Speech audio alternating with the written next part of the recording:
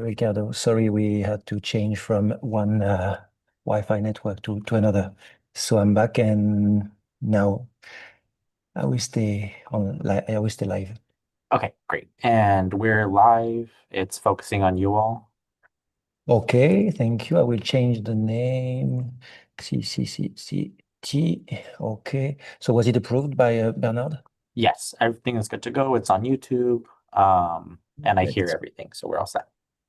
Great. Okay. So I'm just checking the other microphone. Okay, Okay. because I have. Okay. And can you hear me Yes. still? Yes. Okay. So the two are working. Thank you. No problem.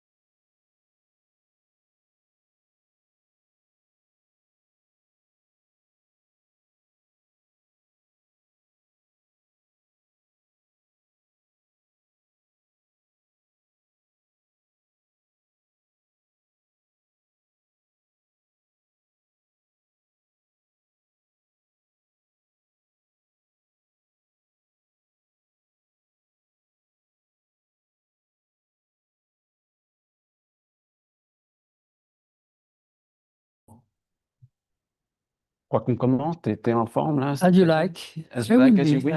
I'll do Ouais. my best. I'm glad to be with you. Moi aussi. Bon, Anthony, est-ce que tu crois qu'on est bon? Ouais. All right. Well, welcome everyone to Hegel 1313, and a big welcome back to our dear friend and colleague Étienne Balibar, who's excited to have that.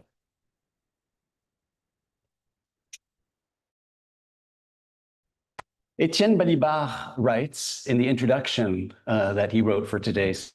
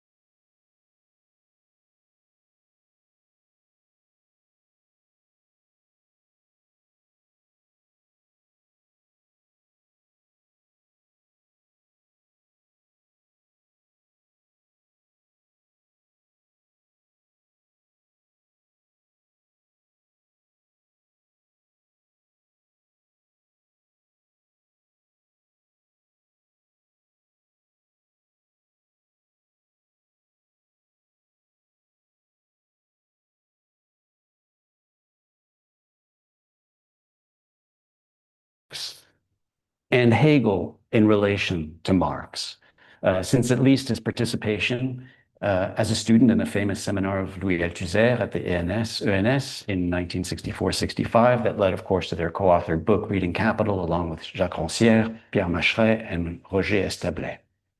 It's a conversation that Étienne Balibar would continue as he taught in the very first semester of the existence of the experimental university at Vincennes, teaching a course in the fall of 1968 and the spring of 1969 called Sciences des formations sociales et philosophie marxiste. J'ai retrouvé ça. A conversation, of course, on Marx and Hegel that he would pursue then at the University of Paris-Nanterre, where he became professor of philosophy, and one as well that he would develop as he taught at Kingston University, London, and Columbia University in New York City. Throughout, Étienne Balibar would never simply read Hegel, but rather, in his own words, in his book Des Universels, published in 2016, expose, quote, what in Hegel can serve to deconstruct Hegel or allow us to deconstruct him, which is not the same as annulling him. Ce qui dans Hegel déconstruit Hegel ou permet de le déconstruire, ce qui n'est pas l'annuler. Ce qui n'est pas l'annuler. Ce qui n'est pas l'annuler. Non, non, Oui, non. bien sûr. So this approach to Hegel, of course, traverses many signature books from Cinq études du matérialisme historique in 74 to La philosophie de Marx in 93 to Citizen Subject in 2017. His approach has always been unique, recuperating Hegel, inverting Hegel's inversions, drawing on the points of heresy, as he likes to use that term, one of his favorite terms from Foucault's Les mots et les choses, to help us better understand our present. Some have gone so far as to suggest or to ask whether Étienne Balibar could possibly be Hegelian. Gustavo Chataignier, a professor in Chile, does so in a fascinating article provocatively titled Balibar Hegelien, point d'interrogation, la coupure de l'universel. Who's that? Gustavo Chataignier. Chataignier. Chataignier. Chataignier. Oui, oui, oui. So there he talks about how Étienne Good guy. Balibar, quote, tries to appropriate himself of the Hegelian inversions. And note, this is Chataigner's term. I understand. 2017, or no, the book came out in 2016. Yeah, it's une recension un peu en 2016, 2017. And actually Chataignier uses the idea of appropriating the Hegelian inversions, which I think is perfect for today. And he gives the example of the concept of the universal and how on his reading, Étienne Balibar articulates the universal without giving it a privilege. And that's the way in which kind of reappropriating without necessarily giving it a privilege. I think that'll come back today.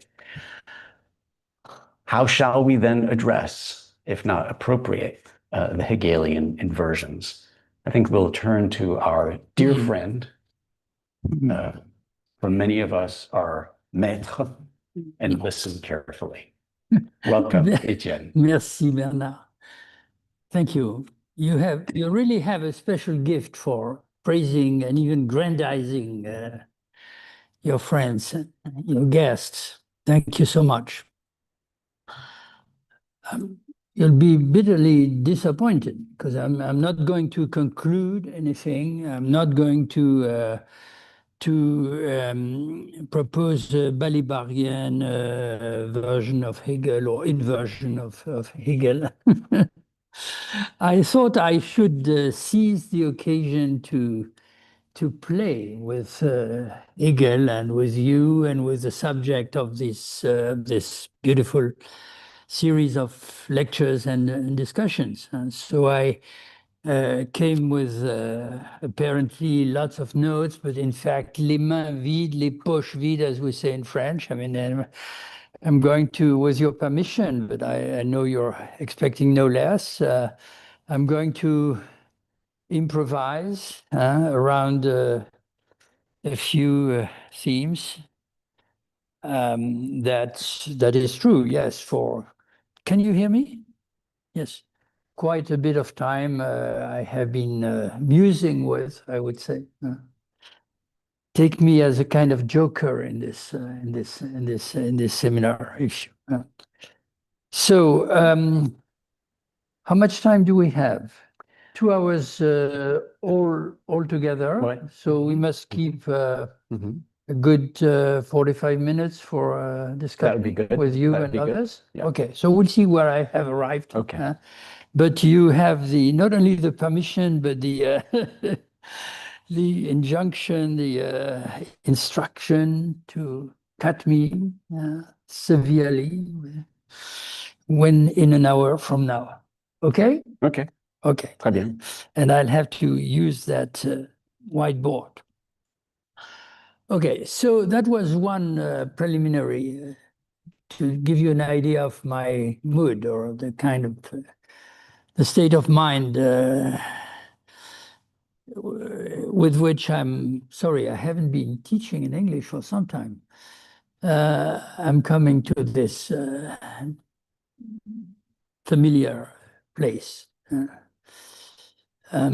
So half serious, half not. Now then I want, yes, to add something about this issue of writing, which on purpose I inscribed in the presentation that you reproduced.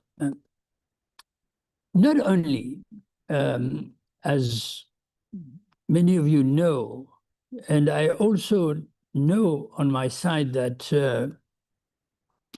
many of us share that conviction. philosophers are writers. And great philosophers sometimes, not always, that's interesting, of course, but not always, are great writers. So you mentioned Althusser. I will come back to him in a minute for another reason. He certainly was my master. He put in my brain ideas which originally I thought were certitudes, certainties, undisputable. And of course, with time passing, not only because of the good objections that had been raised by several readers and interlocutors, but because of the mere, well, I'll mention the other master I had. In Derrida's theme was iteration or reiteration. So you repeat the same convictions, the same sentences. And as you repeat them, of course, they start to vacillate. So I put some ideas in my brain that I could never drop, despite efforts I have sometimes made to achieve that result.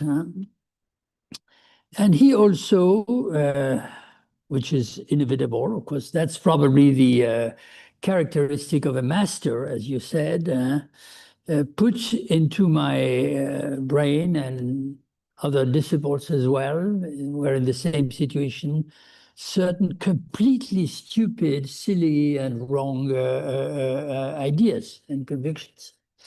And one of them, or better said, I realized with time, of course, that I probably had misunderstood his intentions, but nevertheless, there was something going in that direction, was the idea directly contradicting the sentence that you quoted a few days ago from Lenin, that later Althusser tried to appropriate and reverse, namely, you never understand Marx if you don't understand Hegel, and you don't understand Hegel if you don't understand Marx, blah, blah. But initially, at the beginning, the times of reading Capital, blah, blah, what I believed to understand was, why read Hegel? This is at best unnecessary and also probably dangerous, which should have warned us, of course, because it will put in your head wrong ideas regarding the logic of Marx's thought and writing. And of course, I discovered later, particularly when Althusser's own thesis, it's a thesis, was published posthumously. Not only that Althusser knew his Hegel almost page by page, or most of it, but that he had in fact never abandoned Hegel and was more than ever. But leave Althusser and return to the writing of the philosophers. Of course, you may also remember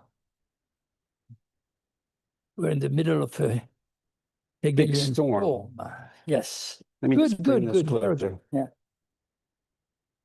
No, leave that. I don't need it. Well, they need it. No, They do. No, you need it? Yeah. Okay, so I, of course, as you probably remember, a very strong dispute took place in the 60s, 70s, around that idea, as it was formulated in particular by Derrida, but he was not the only one. And so that number of influential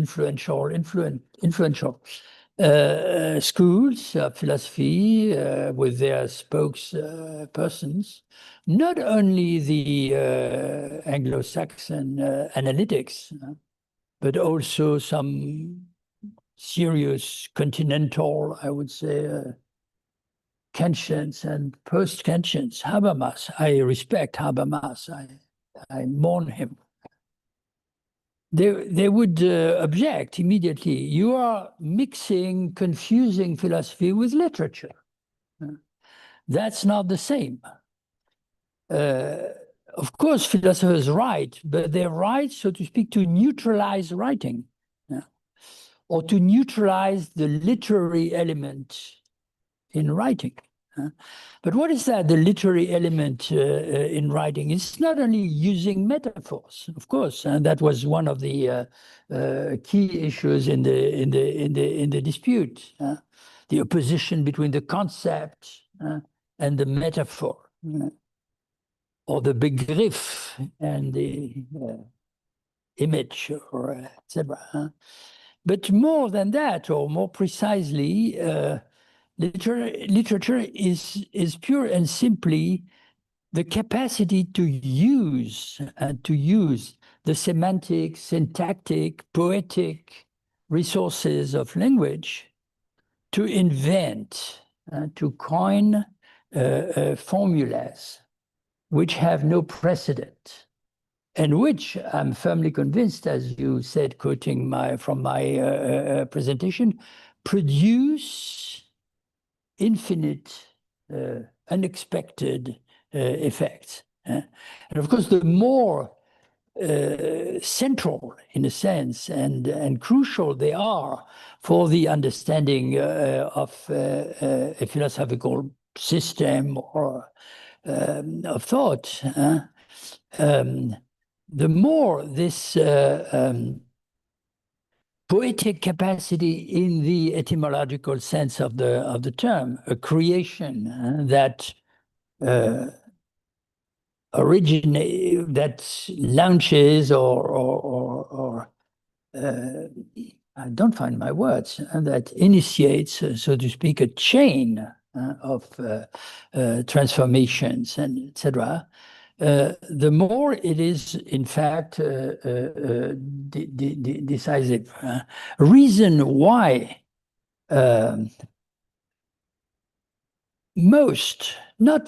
every philosophical oeuvre, system that really matters for our thinking, that enters our permanent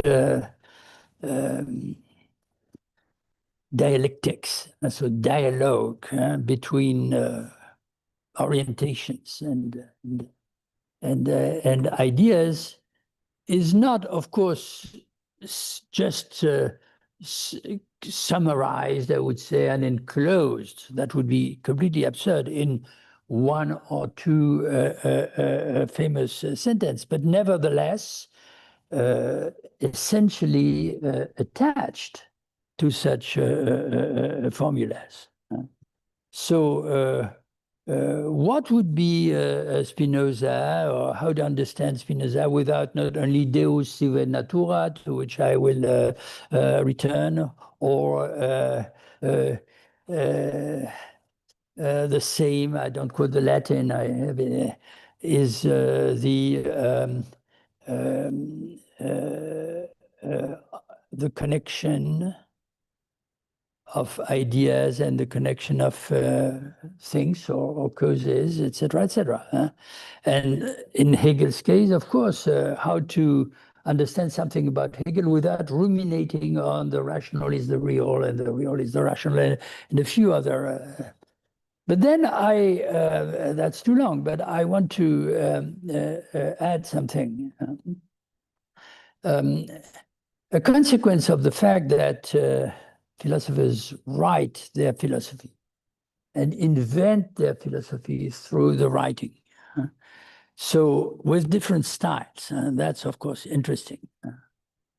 There's a poetic element everywhere, but there are of course philosophers whose poetry is is not very how to say, is a little flat, I would say.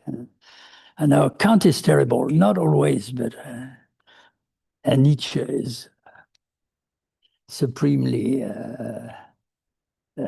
original and inventive as Lucretius.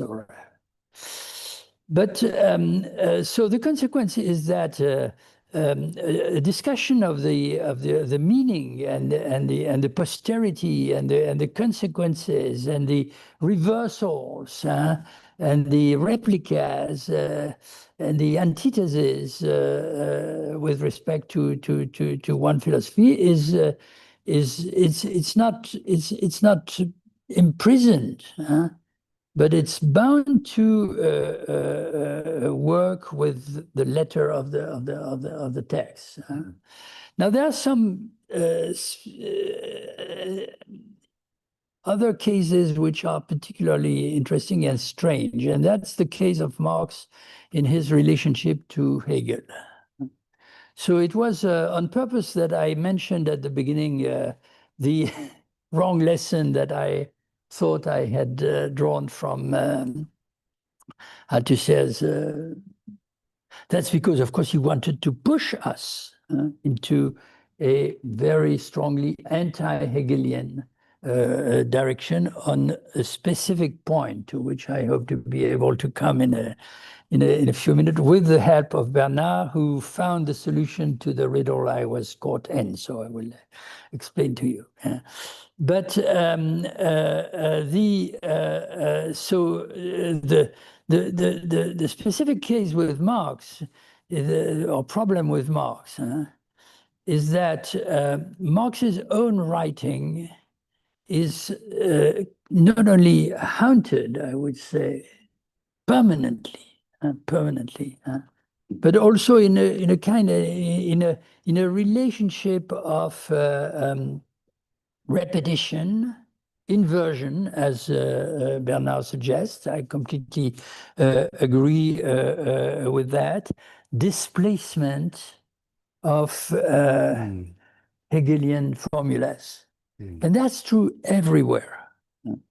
Now, there's one specific text, which is not the one on which I want to deal, with which I want to deal at length today, or at least I hope, which in this respect is specifically interesting because it also says something about the institutional framework in which this is taking place.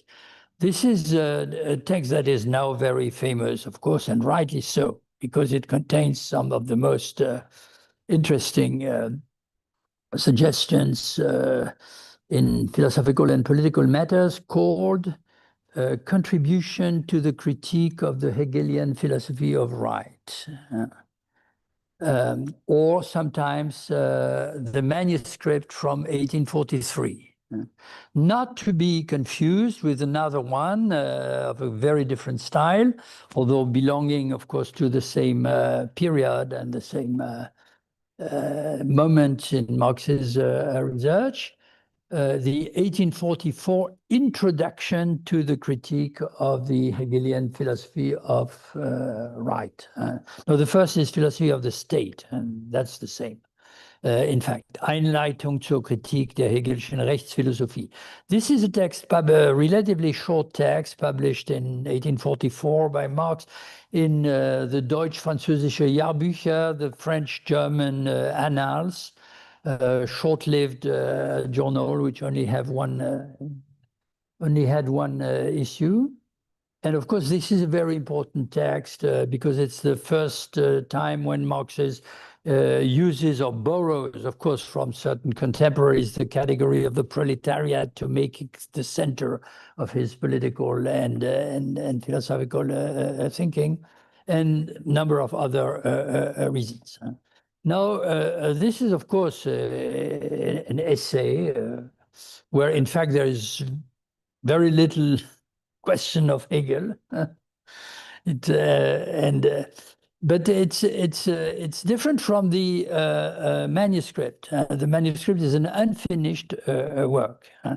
it's a continuous commentary by Marx of one central section of Hegel's own philosophy of right.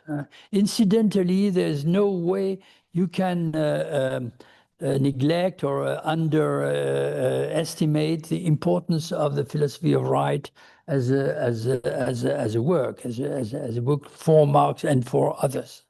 In a sense, as he repeated later, Marx, in his another famous statement of purposes, intentions, method, etc., called the Preface to the Contribution of the Critique of Political Economy from 1859. Everything in Marx, in a sense, according to his own presentation at that time, derives from a critical reading of the philosophy of right and from a critique or an inversion, precisely, of certain of its theses. Now, the philosophy of right, you may think that I'm wandering around my subject, but the philosophy of right, if you have put your nose into the book, which we both have here, is it's a very strange. The habits at the time were not the same as today. It's a book which is made of propositions. Of course, there are 300 and some of them, relatively short, presenting the theory in the most systematic possible manner. With a very strict plan, sections, dialectical plan, and then these short propositions. Now, believe it or not, Hegel had lectured for years on this issue, but at some point he had the book printed, which was a summary of his lectures, and then he would impose on the students to read his own book, and then he would continue. He would lecture in the following manner: he would reread his own text, proposition after proposition, and then he would comment on his own propositions, and the students and the assistants took notes. And at some time he decided to publish a new edition of the book in which he included additions to each and every paragraph, called in German Zusätze, additions. But that was which derived, of course, from his oral teaching, the same in Aristotle. And scholars of Hegel have, but the notes were kept. So there is an archive. And so later Hegel scholars and publishers studied the change of orientation of his doctrine, etc., using the notes, and added another third layer of, or second layer of commentaries to the second, which itself comments the original phrases.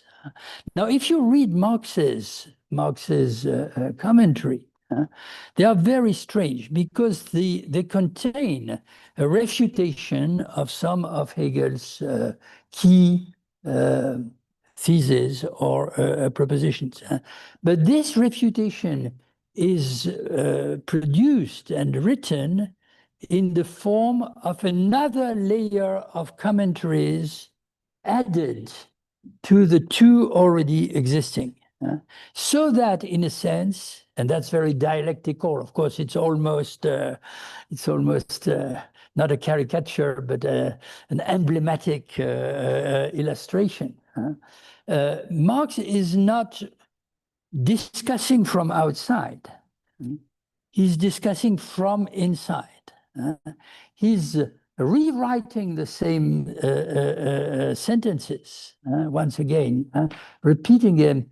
And he would say, wait, look at that. There's a contradiction involved in this idea. Let us unfold that contradiction and bring it to one of its possible consequences, which is that, I summarize very quickly, it is not the state that incorporates the structure of the civil society, but it is the structure of the civil society that explains why the state takes this or that form. And that, I believe, it's not, Marx, of course, did not always, it did not continue in that manner, But I believe, I don't say he's the only example.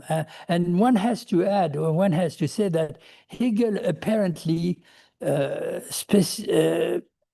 provokes this kind of reading, interpretation, reversal, contradiction with dash, saying against, dictum contra, from the inside. Kojève is not so different from that. And when I heard Jean Hippolyte discussing the philosophy, I was fascinated because I thought Hegel writes a language which at the time I found impenetrable. He seems to be living in that terminology and that syntax as if it's a natural language, you know. But again, it was the same phenomenon, leading to an existentialist kind of transformation. So I repeat, Marx spent his life in a sense. I'm not saying he did only that. I'm not saying you can enclose, summarize Marx's position in philosophy. And this is all the more true because Marx believes, and I don't say this is wrong, Marx believed that in a sense he's putting an end to a certain kind of philosophical discourse for which Hegel is the arch representative and the perfect illustration. So it's a unity of opposites. It's a contradictory situation. It is precisely because Marx is really, I believe, transforming philosophy into a different kind of discourse, that his relationship is so intimate. Okay, I spent my time doing something else than what I wanted. So what I want to do, I'll have to do that very schematically, is to pick up, that's not completely serious, you have to understand. Fortunately, there's no Robert Brandom in the audience, I hope. Or no other great Hegelian scholar who will tell me, please be a little more serious. You know? So I come with my memories and I pick up three formulas. And I try and show very quickly, very summarily, why they are unstable, why their writing goes beyond, as I wrote in the presentation, what you might imagine is their systematic value. And in at least, in fact, in each and every of the three cases, but in different modalities, how Marx's rewriting of these sentences or adds to, I would say, the generative capacity, the instability. So first sentence, the rational, what is rational is real, and what is real is rational. Sure. This, as we know, is a kind of, what's a good term it's a kind of, not dogma, but it's a say, it's a dictum, precisely, which is written by Hegel himself with very interesting typography, towards the middle of the introduction to the same philosophy of right, Grundlinien der Philosophie des Rechts, to which I was alluding a moment ago. I don't have the English, I have the German, we'll manage. So And the tradition has, in a sense, extracted this sentence from its immediate context, to which I will try and return quickly. Perhaps I will discuss only this one.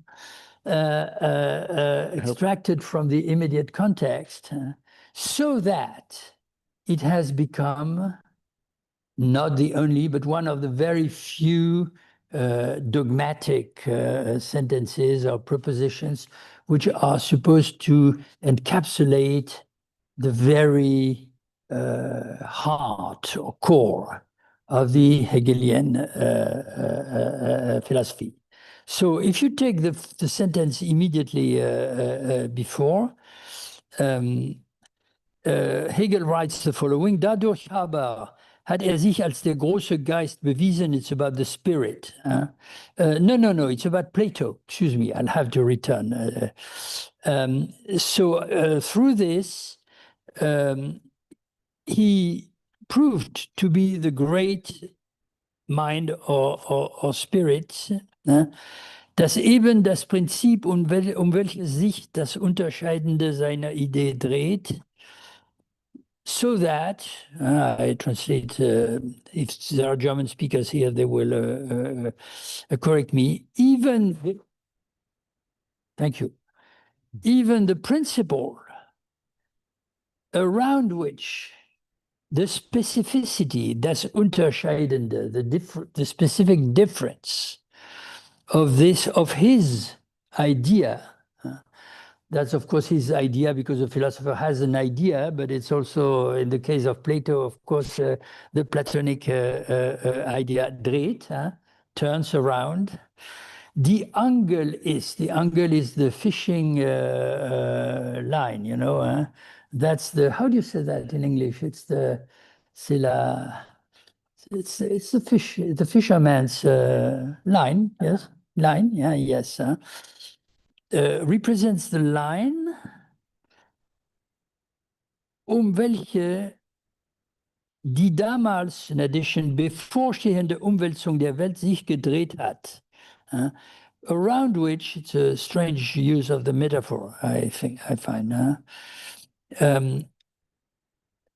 The transformation, Umwälzung, the transformation is the revolution. It's one of the German words for revolution.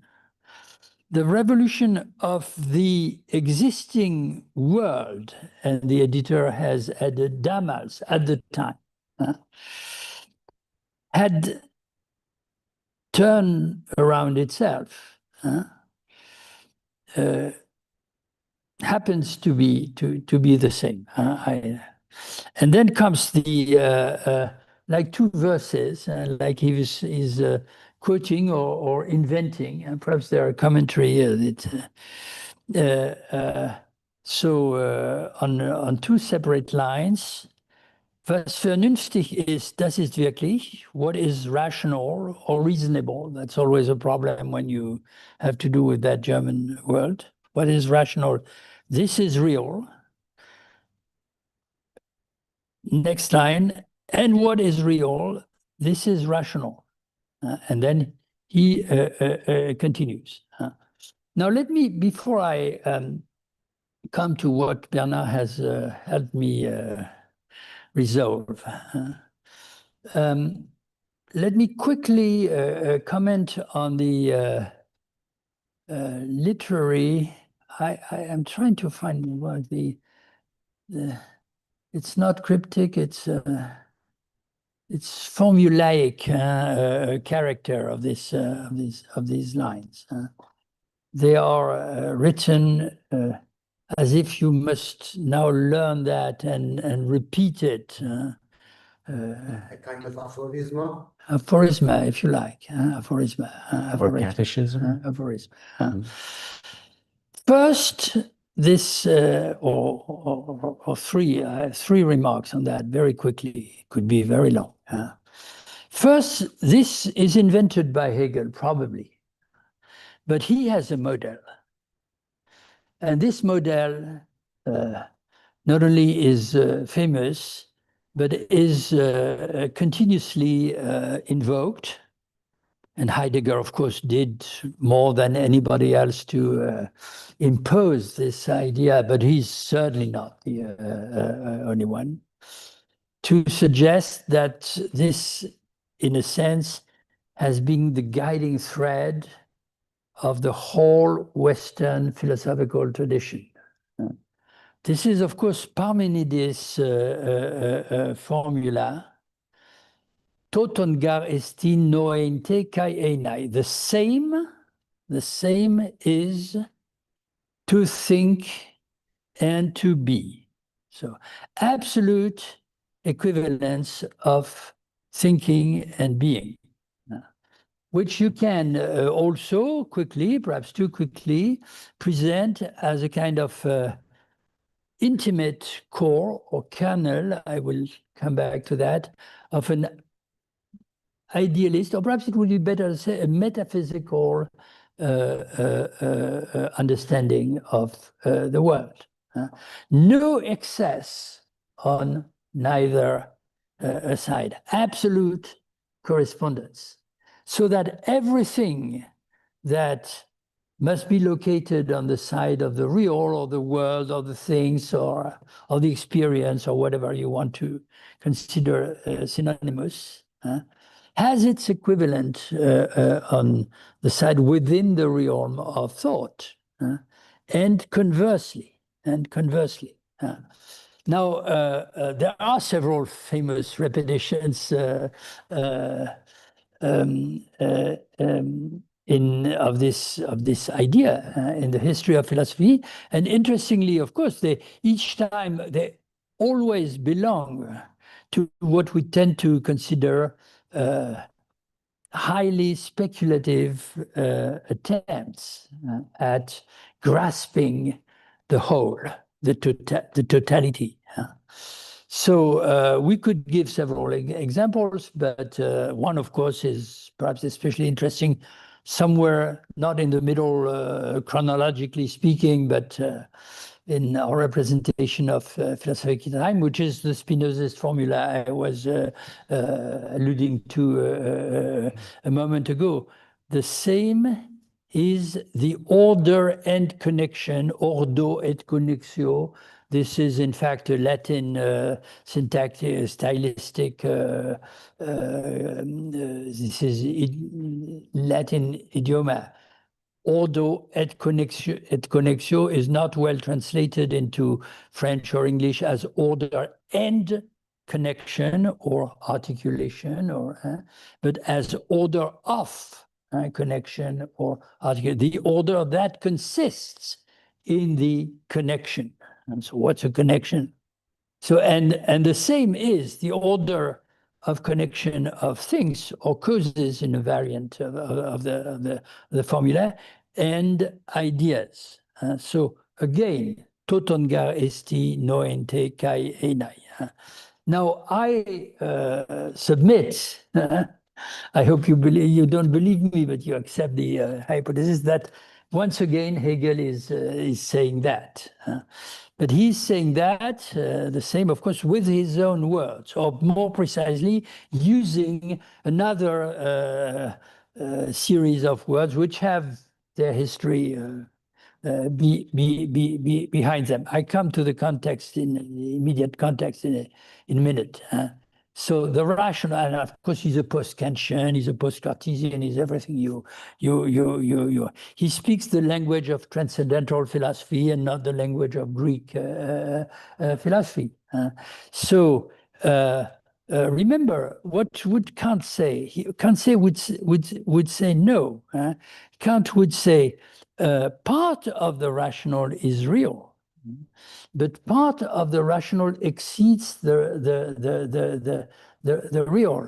It's the idea, precisely. It's the moral imperative. So we must enclose. I had to set up limits, the great Kantian idea, within which to enclose the cognitive capacity of thinking so that it matches the real. But that leaves aside or beyond, a realm for something he calls not knowing, but belief, Glauben, religion, etc., etc. So what Hegel seems to be doing here is bluntly rejecting this idea of a discrepancy, recreating or re-establishing the perfect match, the perfect correspondence. And I come to that, he does it not, Kant is in behind the door or in the corridor, but he does it with a reference to Plato in mid. So absolute correspondence of the two. So utter metaphysical, I mean, almost explicit endorsing by Hegel of the metaphysical, the core of the metaphysical tradition, except that if you now read the sentences in the context of the philosophy of right, and more precisely, and I'll come to that, also the philosophy of history, where it plays a direct role as well. The equation, let me write it like that, rational, same as real, but the meaning of that equation is what? What is it that we name through this equation? So you might say it's the dialectics, something like that. But again, I submit that you can be more direct. You can say it's history, or perhaps better, it's historicity.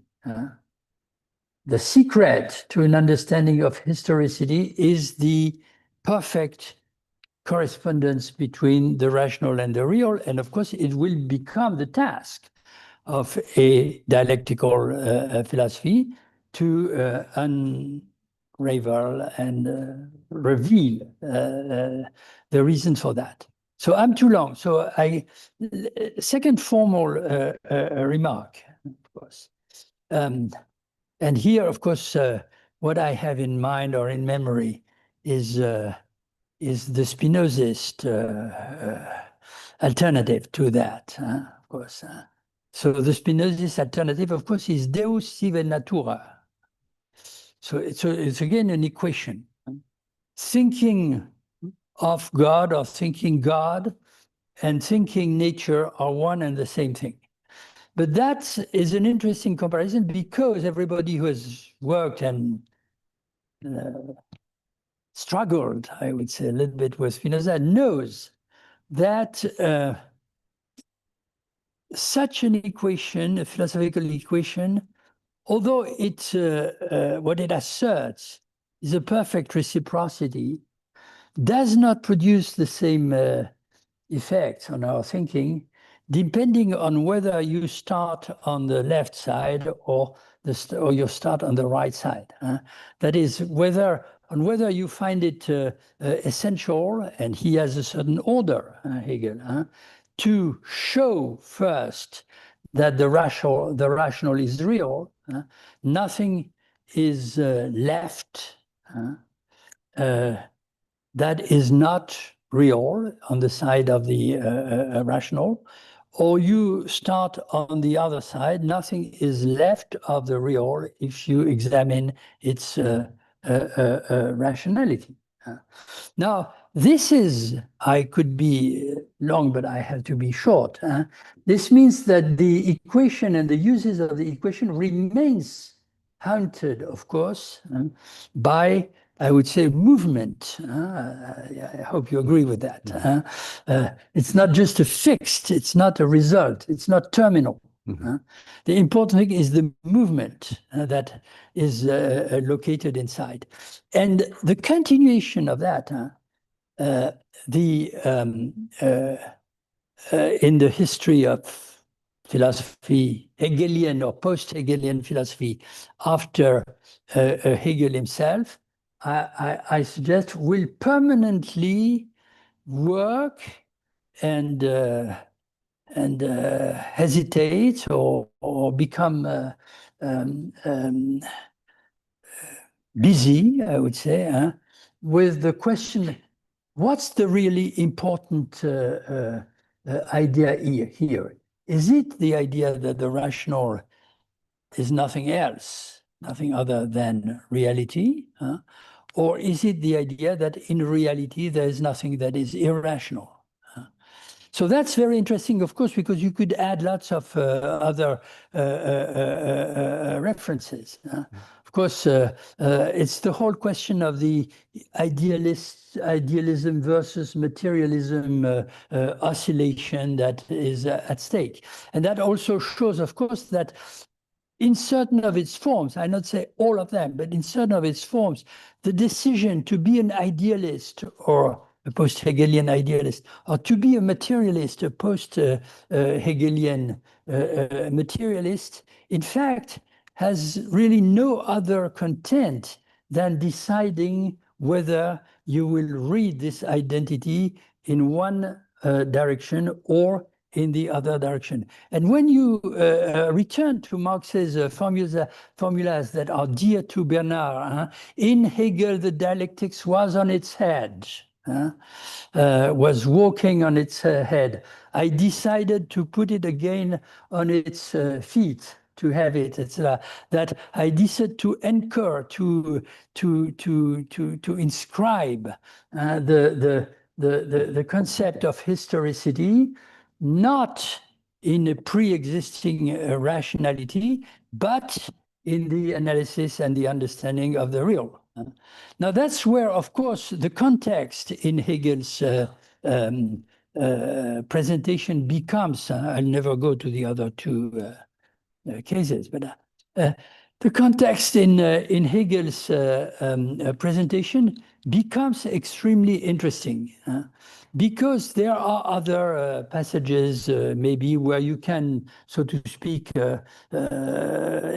extract the metaphysical kernel and essence of the idea. But if you return to the context, it's taking place or it's emerging, so to speak. It's invented by Hegel in this spectacular form, nevertheless, because it's a dramatic decision to inscribe gnomic, that's what I was trying to find, a formula in the middle of his text. But that is introduced through a discussion of the meaning of Plato's Republic. And I summarize, I go quickly. Plato is the arch-idealist.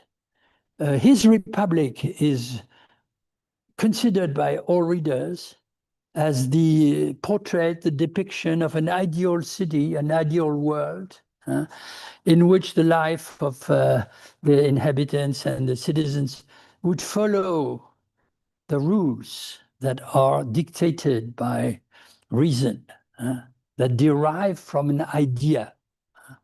And that, of course, is a long tradition. Spinoza is a good example from that point of view. He writes explicitly, don't read utopian thinkers of politics who entirely derive from the Platonic view, etc. Read Machiavelli. Because Machiavelli is not concerned with the idea, he's concerned with the real, the praxis, the practice. So Hegel writes, you believe that Hegel is an idealist. This is completely wrong.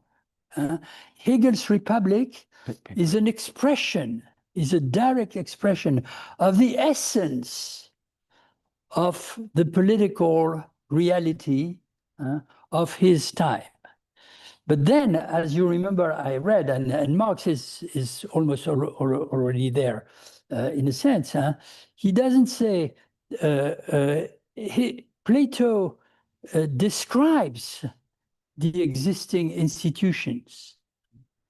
He says something like, he describes something that is even more real than the form of the institutions, namely the Umwälzung, the revolution that is at work, in a sense, within these institutions, that the movement of these institutions. But he doesn't go as far, and I come to that in a second, as saying that Hegel thinks of something that would be beyond the limits of the Greek city, etc. So what he described is, what he seems to assert is Hegel's understanding of the city is situated knowledge in Donna Haraway's words. It's within the city. So I come to a consequence of that. So the third remark that I want to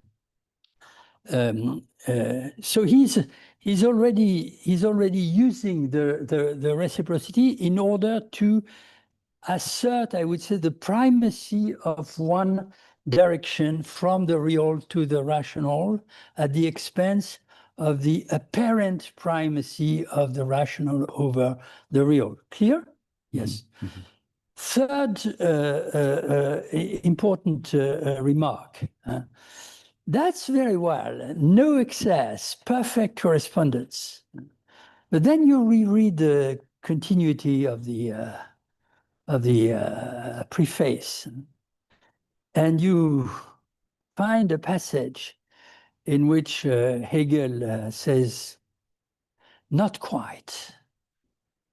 Don't believe that works perfectly.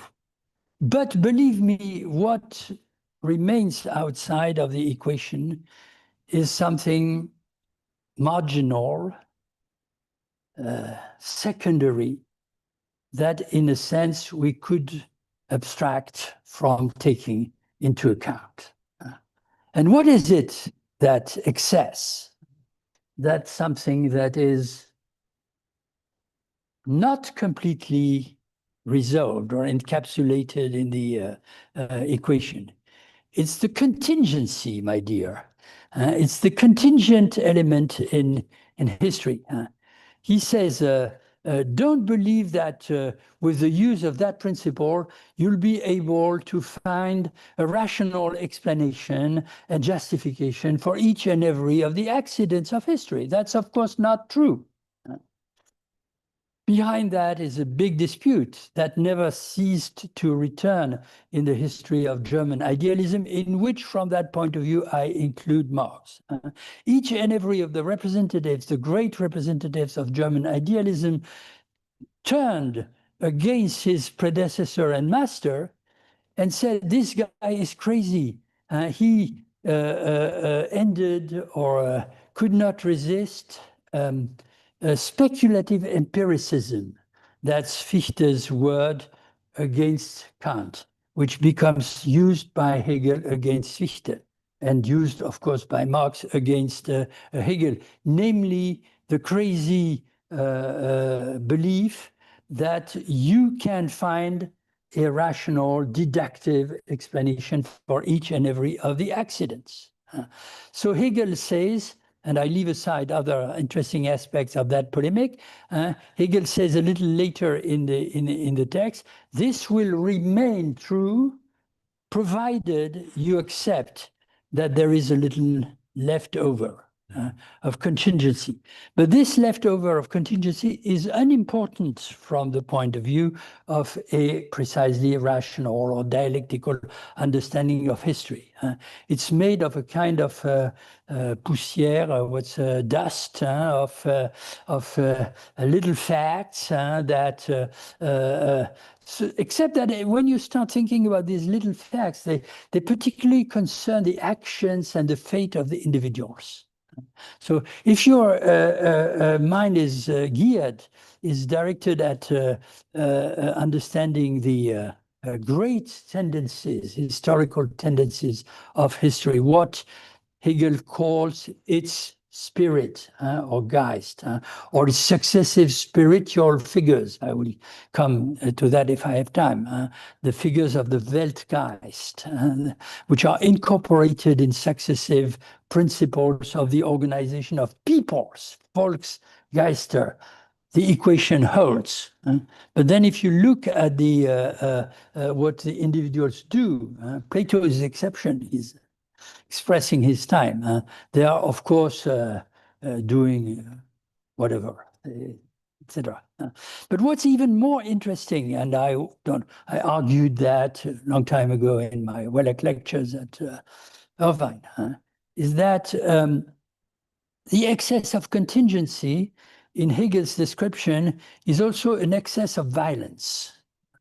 It's an excess of violence. Of course, Hegel has a very strong dialectical understanding or view of the role, as Engels will say later, it's the same idea of the role, die Rolle der Gewalt in der Geschichte, the role of violence in history. I argued, and therefore I repeat myself, that Hegel believes, not that he believes that violence is destructive, but this destruction is the dialectical condition, it's the negativity you can't avoid in order to understand the construction, the constructive process of new institutions, new social forms. There's no difference between that and Marx's idea, or no formal difference of the role of the class struggle. But the kind of violence that is dialectically transforming destructivity into constructions, or negativity into creativity, is what I propose to call a convertible violence, a violence that can be converted into what? Institutions. And then Hegel has to do with the question of the presence in history of a violence that is unproductive. And very strangely, he grants the same logical function, I would say, or he associates the same logical problem to the question of contingency and to the question of the unconvertible violence. Now, give an example, take an example of that unconvertible violence, and you immediately discover how problematic that is. The principal example, of course, is the revolutionary terror.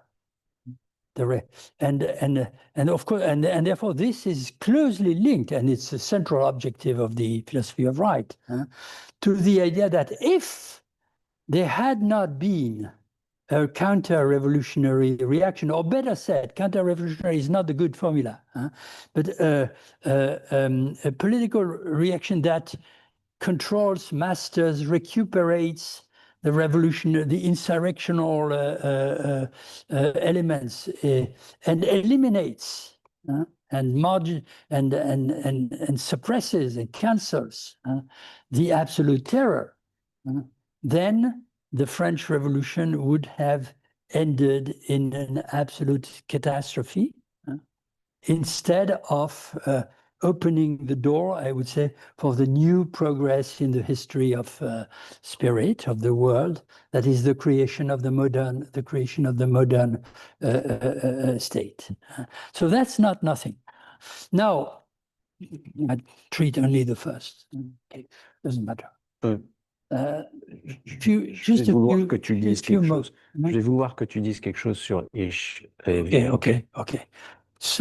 So let's move from there, if you allow me, if I wasn't too idle or boring, to an association with another text in Hegel, and an important question about Marx, about Marx's repetition of that. Now, the association of the other text in Hegel, and this is where Bernard saved me, not my soul, but my presentation. Because as I was ruminating this and reading this again, of course, I was still haunted by the Anticyrian dogmas, or not dogmas, he was not dogmatic, only apparently, but convictions, assertions. And I could not immediately think of the fact that Althusser repeated again and again at the time of our first great season, I would say, of work and reading of Marx, a formula that he, with absolute conviction and indisputably presented as coming from Hegel. I think he wrote that in Reading Capital. And he said, this is the formula that best illustrates the reason why there can exist no Hegelian politics. And the formula was, nobody or no individual can jump beyond the limits of his time. Personne ne peut sauter par-dessus son temps. And I said, until recently and publicly, I have looked for that formula, and in fact, it doesn't exist. So Althusser must have invented that formula. And why did I say that? Because I was looking in the wrong place, of course. And I should have been more serious. So I was looking in a text, very famous, but problematic, whose status is problematic, called Reason in History, Die Vernunft in der Geschichte. What is that? It's not something that Hegel has written himself. It's a text that has been how do you say in English? Collé. It's a collage, or it's an elaboration of the students' notes from Hegel's lessons on the philosophy of history that one of his great editors and commentators put together and arranged so that it appears as a continuous writing from the notes that we inherited from the, of course, Hegel taught the philosophy of history several times in his life. So I was absolutely certain that the quotation should come from there. I looked there, and then I found myself in a complete mess because there's a French edition, but the French edition must have a German original that I didn't find. In the French edition, you don't have exactly that formula.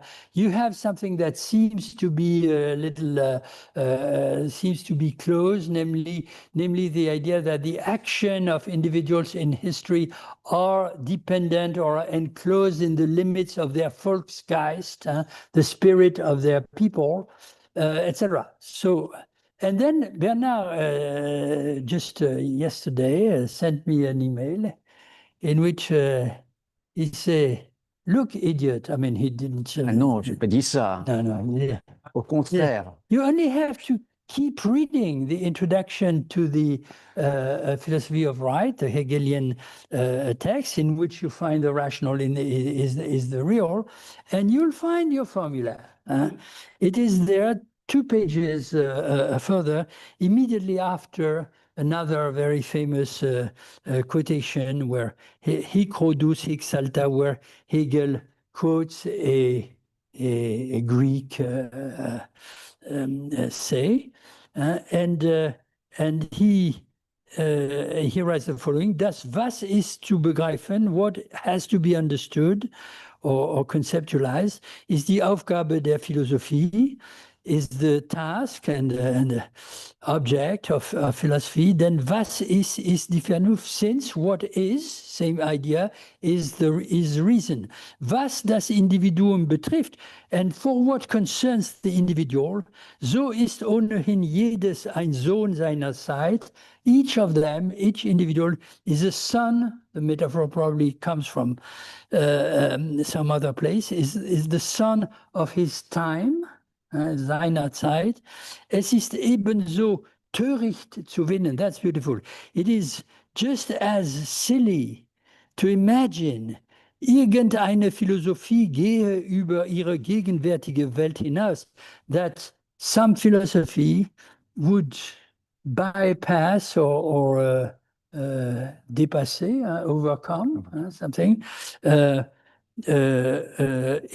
Its contemporary world, the world of its time, als ein Individuum überspringe seine Zeit, springe über Rhodus hinaus. As to imagine, as silly, as to imagine that an individual could jump, to jump beyond his time. It's literally there. So Althusser invented nothing. Springe über Rhodus hinein would jump over the Rhodus, the mountain that the Greek, etc., etc. So the sentence is really there. Now I have spoken too long, so I said, why was that important for Althusser? That was important because, of course, Althusser, without quoting Machiavelli at the time, but having other names in mind, including Marx himself, of course, including Marx himself and Lenin, perhaps, etc., wanted to say, if you consider that to be located historically within the realm, the limits of a given time. So here, of course, we could open a long series of possible equivalences for time, provided you imagine that each of them has to do with the possibility of closing or enclosing a certain period or a certain moment in the linear, more or less linear or historical development of what? Something. So, for example, Foucault would say in Law of the Order of Things, nobody can think beyond the limits of his masculine, of his or her episteme. That's his time.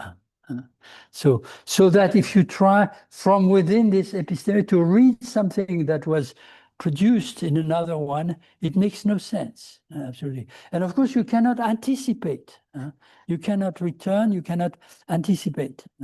So Althusser would say, if that is the case, there's no politics possible. And particularly no revolutionary politics possible, because the essence of the revolutionary politics is you break the limit. And in order to break the limit, you project yourself, be it through action or through imagination, beyond these limits, so that, in a sense, the possibility or the elements, the reality of another world, another time, are already present.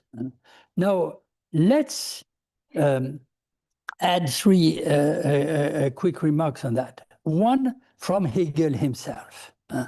The formula is not in the preface to the Critique of the Philosophy of Right. Excuse me, it's not in the Vernunft in der Geschichte, the reason in history. It's in the introduction to the critique. But if you return, nevertheless, I was not completely wrong to think I should do that, to the introduction, you see that Hegel will become centrally concerned precisely with that question.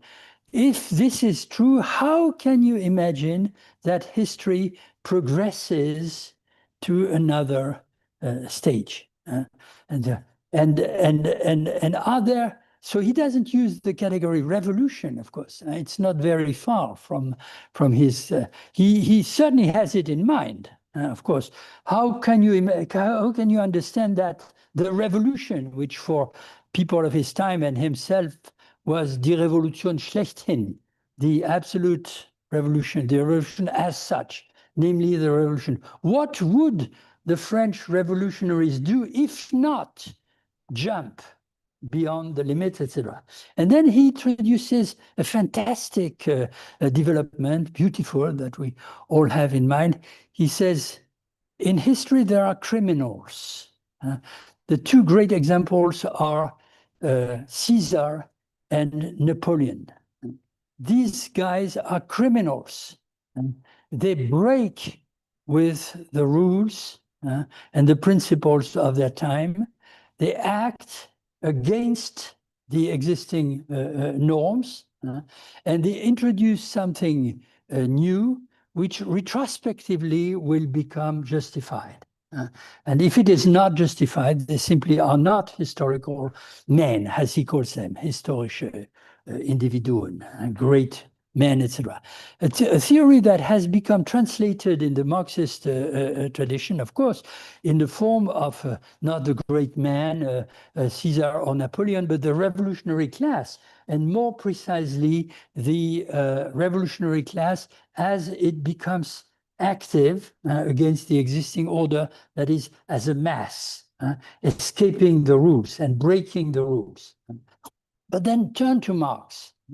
So Marx is haunted by that question and that problem. And I see two key passages where you find this trace in an absolutely undisputable manner, but they are not coherent with one another. They say something very different. And I propose to read them in reverse order, chronologically.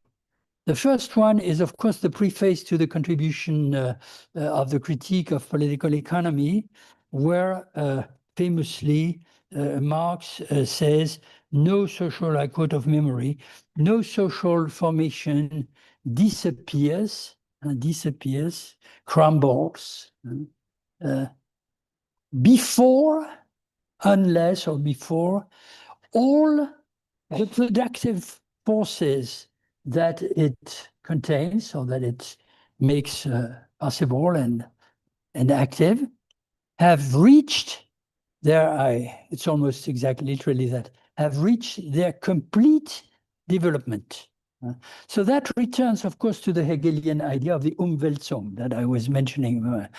You see the time over which it is not possible to jump, beyond which, not just as a set of fixed, established institution, but as a contradiction in action, so to speak, a movement.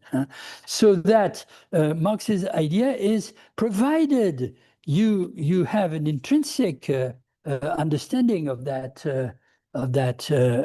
social formation, where the equivalence of the rational and the real could become called not only history or historicity, but contradiction, or perhaps, that's already a big problem, contradiction plus conflict, or structural conflict or essential conflict, the class struggles typical for that society. You will, if you read it like that, so if your understanding of the equation is not metaphysical, but is really historical and materialist, you'll understand that, and that's the standard, of course, dialectical idea that Foucault, with his epistemes, wanted to absolutely reject and leave aside. You'll understand that when the contradictions arrive here, something dramatic happens. It's not just that a criminal will enter the pattern, it's that the structure will explode. And from the elements, the bits and pieces of that explosion, the new, das Novum, as Ernst Bloch would say, will emerge. But this will be more than ever a form of equivalence between the rational and the real. So that Marx continues in the same place with this sentence that I have become now accustomed to presenting to every possible audience. And the most obviously wrong ideas that you can find in Marx. Daher stellt sich die Menschheit immer nur Aufgaben, die sie lösen kann. Humankind, mankind, as a totality, of course, not the individuals. The individuals can dream, they can of tasks, Aufgaben, projects, tasks, duties, whatever. which are silly and have no chance to realize themselves. But mankind as such, the subject, object of universal history, will only set up, so to speak, or propose projects which can be realized. It doesn't exist something like a problem without a solution. Look around us. That's become very difficult to believe that. But why? Because, as he explains, genauer betrachtet, if you look closer with the lenses of the rationality that is real at the same time, wird sich stets finden, dass die Aufgabe selbst nur entspringt, wo die materiellen Bedingungen ihrer Lösung schon vorhanden oder wenigstens im Prozess ihres Werdens begriffen sind. Look closer and you will see that the elements of the solution are already there. They have been created, prepared within the womb of the old society, another image that he used in a different place, or at the very least, they are in formation in the process, im Prozess ihres Werdens. That's, believe me or not, if you want to believe me, that's silly. I mean, that's really not the case. So that means, of course, that there is something like an excess of the real with respect to the rational that cannot be resolved. But now turn to another text, equally famous text in Marx. So that's very interesting because it also says something. Of course, the tradition of scholarly, not scholarly, but academic or party historical materialism has neutralized that, but some readers, at least, I could give names, realize that. It's entirely turning around the question of the excess, except that the excess is not looked for in the direction of the real. It's looked for in the direction of something which apparently was totally excluded from this equation, played no role. And that, with the references that you easily imagine, I will call the imaginary. So this text is 18th Brumaire of Louis-Napoleon Bonaparte, where the Rhodus comes back, etc. Now we have to remember that the 18th Brumaire is a text written in a tragic circumstance. And the man who writes the text, which is one of the most beautiful texts under Marx's pen, is a man literally obsessed with the following question: how come the revolution that the Communist Manifesto had declared to be imminent, and whose result, that is the jump from capitalism into a communist society, it had already anticipated, because all the elements are already there, blah, blah, blah, blah. How come this revolution happened? That's fascinating, because the 1848 revolutions in Europe were really announced by several writers of the time. Not only Marx. Read Tocqueville, he says exactly the same, in almost exactly the same words. So the revolution is for tomorrow.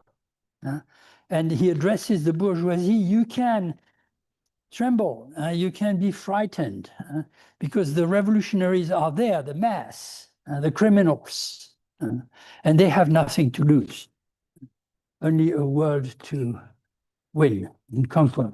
So the revolution happened, and it ended not only in a massacre, but in the establishment, the institution of a counter-revolutionary society, which soon happened to be developing capitalism even more than before. So that's tragic for him, at least, and not only for him. And then I know I make a short circuit. But he says the problem is, or the problem is that the actors, the agents of the revolutionary process, are certainly doing history in a sense. They're breaking the rules. They are exploding the limits of the existing of the time of the existing time. But they do that with an imaginary understanding of what they are doing themselves. And imaginary here means literally they are not thinking ahead. They are looking to the past. So they are looking to the past where? They're looking to the French Revolution as a model of a Jacobin model of changing the world. And the French revolutionaries themselves were looking to the Roman past. They're imbued with Republican ideas which come from there. And the communists that will return also look in the direction of pre-capitalist societies where something like the common was the rule of life and not individualism, etc. So that the problem of the revolution becomes not only or not principally to imagine the future, but to get rid of the past. And that's again, of course, a fascinating idea, because some readers of Marx then pick it up and reverse or invert the value judgment. For example, you read Benjamin, of course, thesis, and what he says is there would be no revolution without a return to a suppressed past. It was not any past.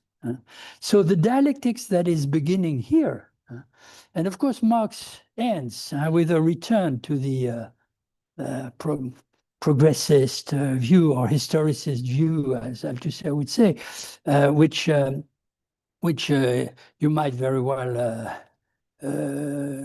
describe or criticize as utopian. He said we communists, we must get rid of that prison, that enclosure within the past, and think of the future. But interestingly, the quotation from Heine, etc., he doesn't put that in terms of pure rationality. He calls it the poetry of the future. We must substitute the poetry of the future to the poetry of the past, and let the dead bury the dead, quotation from etc. So, okay, that was the derivation I could propose from this formula, and I left the other two. What do you want me to say about that is we? It would have been helpful just to have just a word about it at this point, not a whole development of it, but at least and maybe how it, just a word about it. A word. Right. Was it boring? No. Fascinating. I was too long. Non. T'as besoin. Il faut effacer. Attends, j'ai besoin de ça quand je vais te poser une question. Donc, peut-être qu'on peut tourner. On tourne. Ok, vas-y. On tourne. So that's of course, I'm not sure. As for rational is real and negation of the negation for another day, of course, these are well-known, well-treaded passages in Hegel's writing, whose trace in Marx's writing we can try and find. But the I that is we and we that is I, I'm perhaps not the only one who said it was something interesting, but still, I wrote an essay on that. So one day I stumbled on I was reading again as literally as possible the text in French, English, German, inevitably. And I found myself at the end of the introductory section of the very famous chapter in the Phenomenology of Spirit, that is called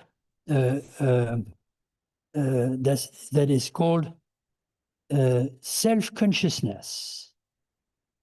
Self-consciousness. And the passage in the chapter, so it's Phenomenology of Spirit, Phenomenology des Geistes, chapter 4, first chapter in the section on spirit, and called self-consciousness. And I'm very, very quick. And of course, the development in this chapter that is most famous, or several that are famous, unhappy consciousness, etc., is the famous master and slave dialectic, which, as we all know, is a bad translation because Marx's Hegel's literal formula is Selbstständigkeit und Unselbstständigkeit des Selbstbewusstseins, dependence or dependency and independence of the self-consciousness, Herrschaft und Knechtschaft, which in Marx returns all the time, and other places as well. And Kojève made it the center of it. Now, Knecht doesn't mean slave, it means the valet or the servant. So the historical references behind that are not to the ancient world of masters and slaves, but to the medieval and early modern world of masters against and servants. And that's not exactly the same. But of course, extraordinary developments have based themselves, especially in French, on the identification with master and slave, especially Kojève and of course Lacan and all that. So just before this dialectics begins, which is based, as we know, on the idea of the Spaltung, of the division of the self-consciousness. And as always in Hegel, of course, the truth emerges at the end. It's not something given. So the truth of the idea of self-consciousness is not something given that becomes disturbed by the division. It's something that will possibly emerge as a result of the conflict itself. So the self-consciousness becomes divided into two consciousnesses. I love the plural, of course. It's very interesting.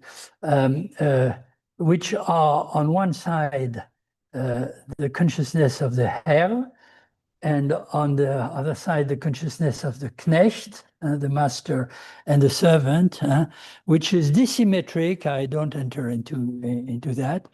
Because they don't have the same goal, which is described as the same time as a relationship of domination, dominant, dominated, and as a structure of representation, which is not only, of course, peaceful and a question of image, but which is haunted, as we all know, haunted or structured by the tragic or dramatic articulation of death and desire. So disymmetric desires and a disymmetric relationship to death and to the desire of the death of the other. That's well, very few developments like that in philosophy, and it would not exist without literature. Now, just before you arrive there, you read the introductory paragraphs. And as always in Hegel, the introductory paragraph that's why it makes the reading difficult when you are in your first steps. It's an anticipation of the result which will emerge only at the end of the complete development of this dialectics. Summarized, that's helpful also.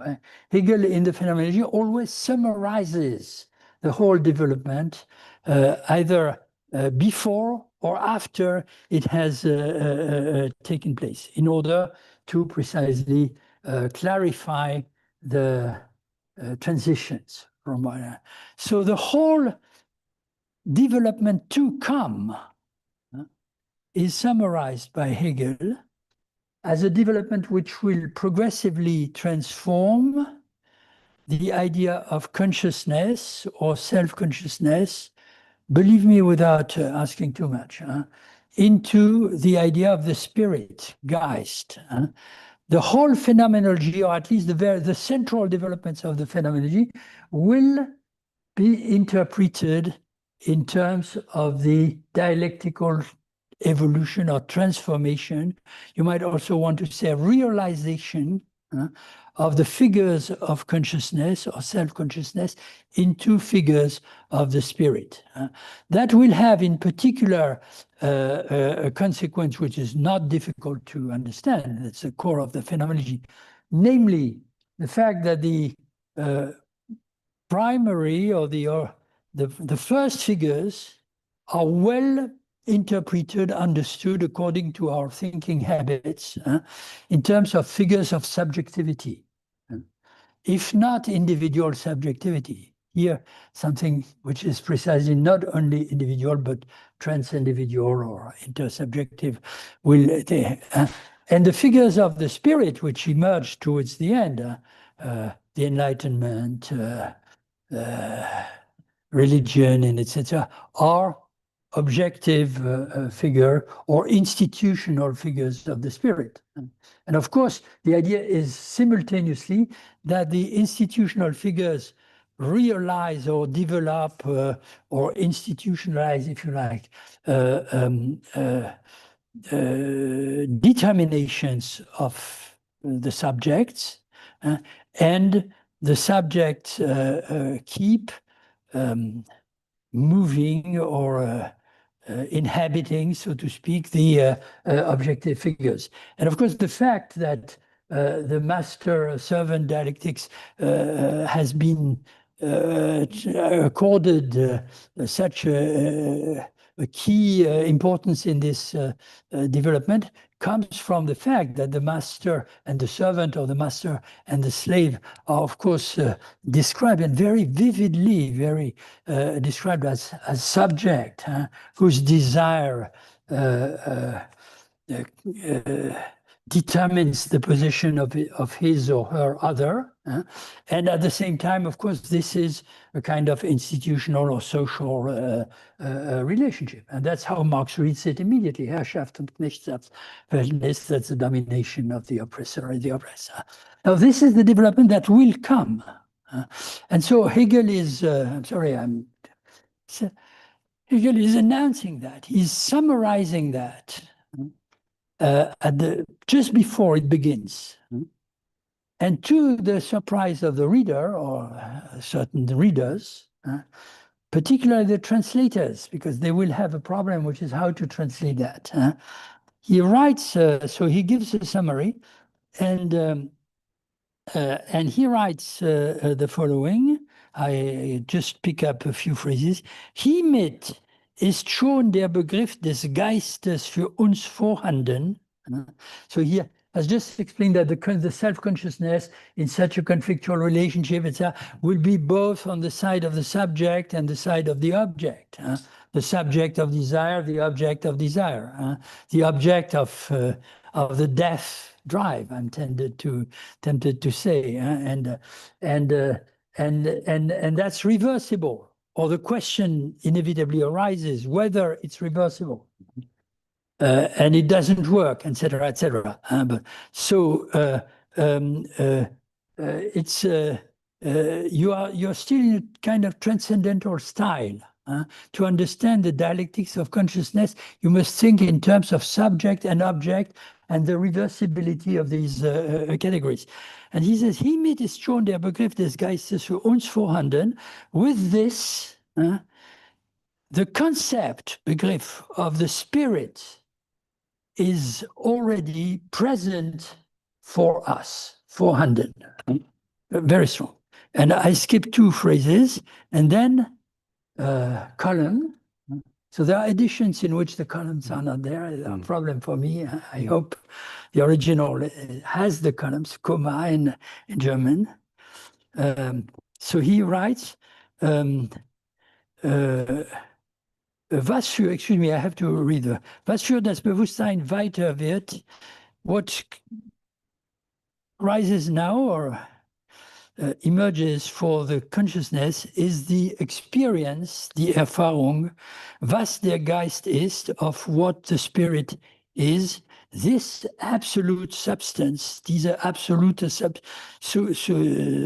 Substanz, welche in der crazy sentence, welche in der vollkommenen Freiheit und Selbstständigkeit ihres Gegensatzes, nämlich verschiedener für sich seiender Selbstbewusstseine, die Einheit derselben ist, which is, you have to begin with the end, the unity of the two,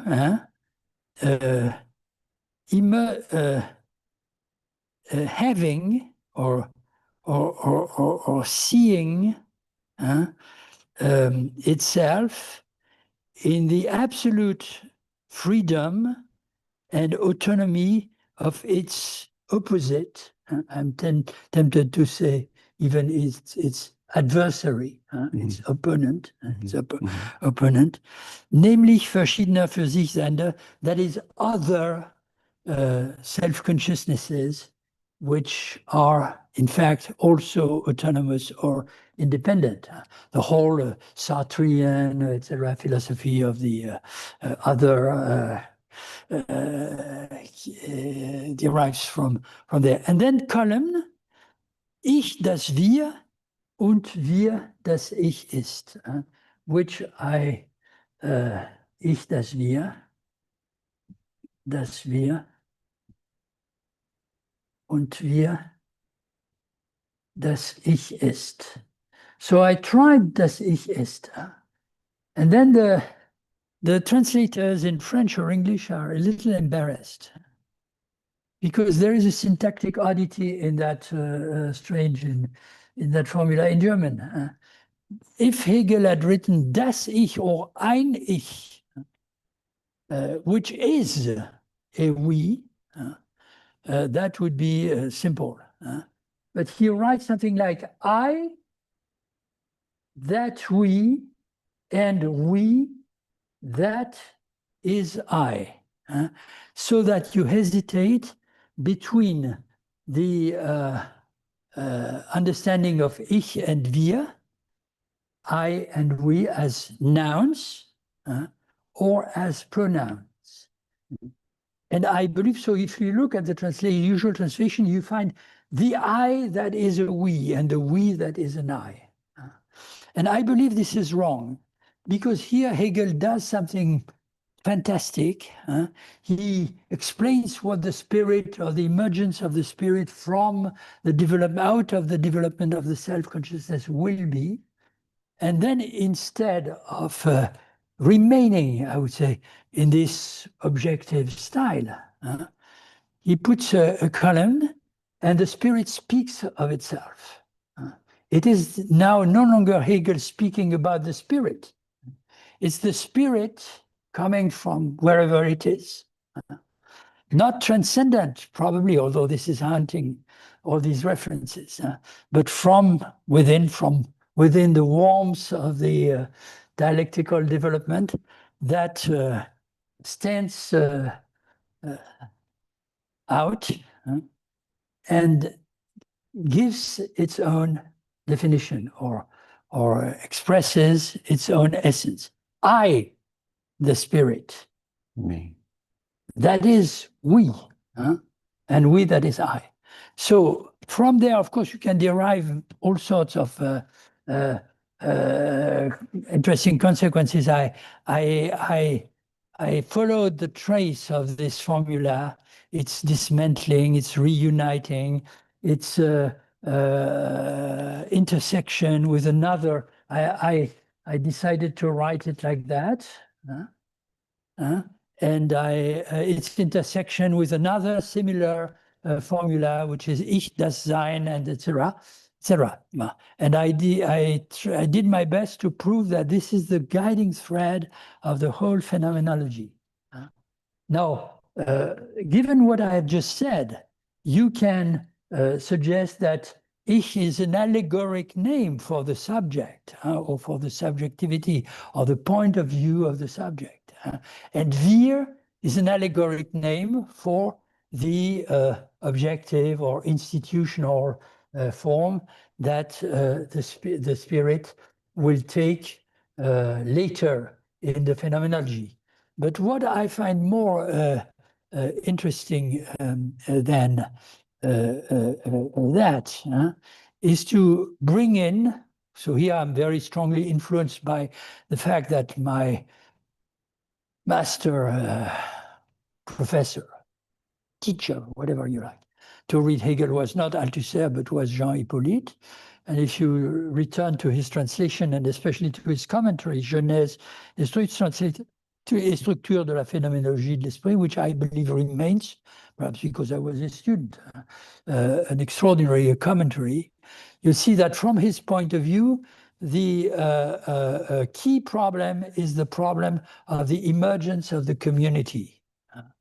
So that, and the central question becomes whether and to what extent you can associate a concept of the community, with each and every, a different concept of the community, with each and every of the figures that emerge later in the phenomenology, until the end or not, question mark. And so I have to be very quick, of course. I would suggest that Ich das Wir und Wir das Ich ist is an enunciation, of course. It's not a definition. It's not a scholastic definition. It's an enunciation through which or in which a community expresses its own essence. So, of course, these days we were together at a conference. We had a very interesting presentation by Richard Rechtman, who said, look, took the yellow jackets, les gilets jaunes. What would they say? I simplify. They would, each and every of them would not say, I, that is we, I am the same as all of us. And when I speak, it's the community who speak, and all of us is one or one subject, because they would introduce a dissymmetry. I'm not sure he's right, but it doesn't matter. It doesn't matter. Namely, we belong entirely to the community, but the community doesn't swallow us, so that there's no distance between the subject and the whole. I take this to be a key issue, of course, in the reversal or inversion taking place between Marx, Hegel and Marx.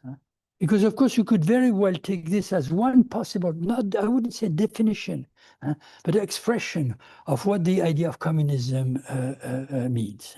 But then you return to Hegel and you ask yourself the question, how does Hegel himself understand the structure and the meaning of the idea of community?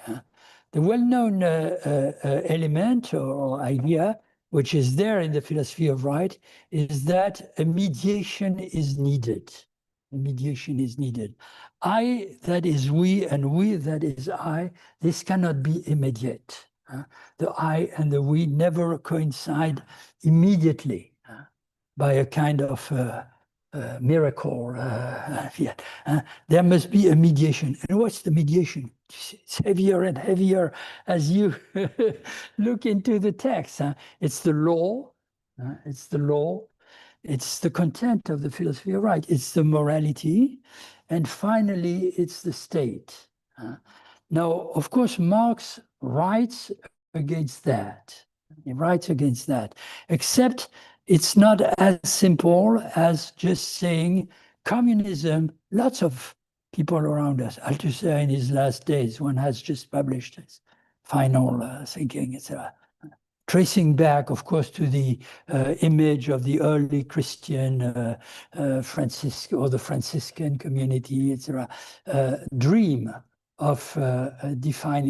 Think of defining communism as a community in which the I and the we are in a relationship of reciprocity without the mediation of state or legal or whatever institution. I believe that in Marx, it's more complicated because Marx doesn't want I'm very simple and quick, doesn't want the mediation of the state, or perhaps even not the law, to be there in a communist society, but he needs the mediation of something like a revolutionary consciousness and perhaps an organization. I mean, that's you may dispute about that.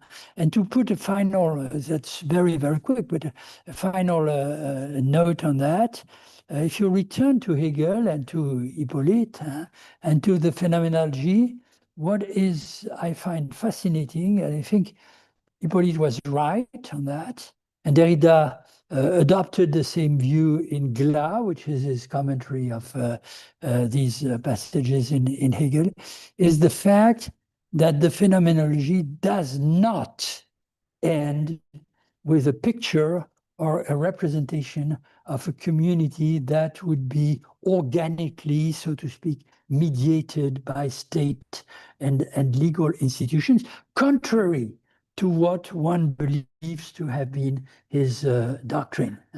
Perhaps it's the case in other places, but in the phenomenology, there emerges at the end something called absolute knowledge, which is a completely paradoxical notion. You spend years trying to understand the sentences in the final chapter, but the guiding thread could be the fact that the final chapter comes after the long session on religion.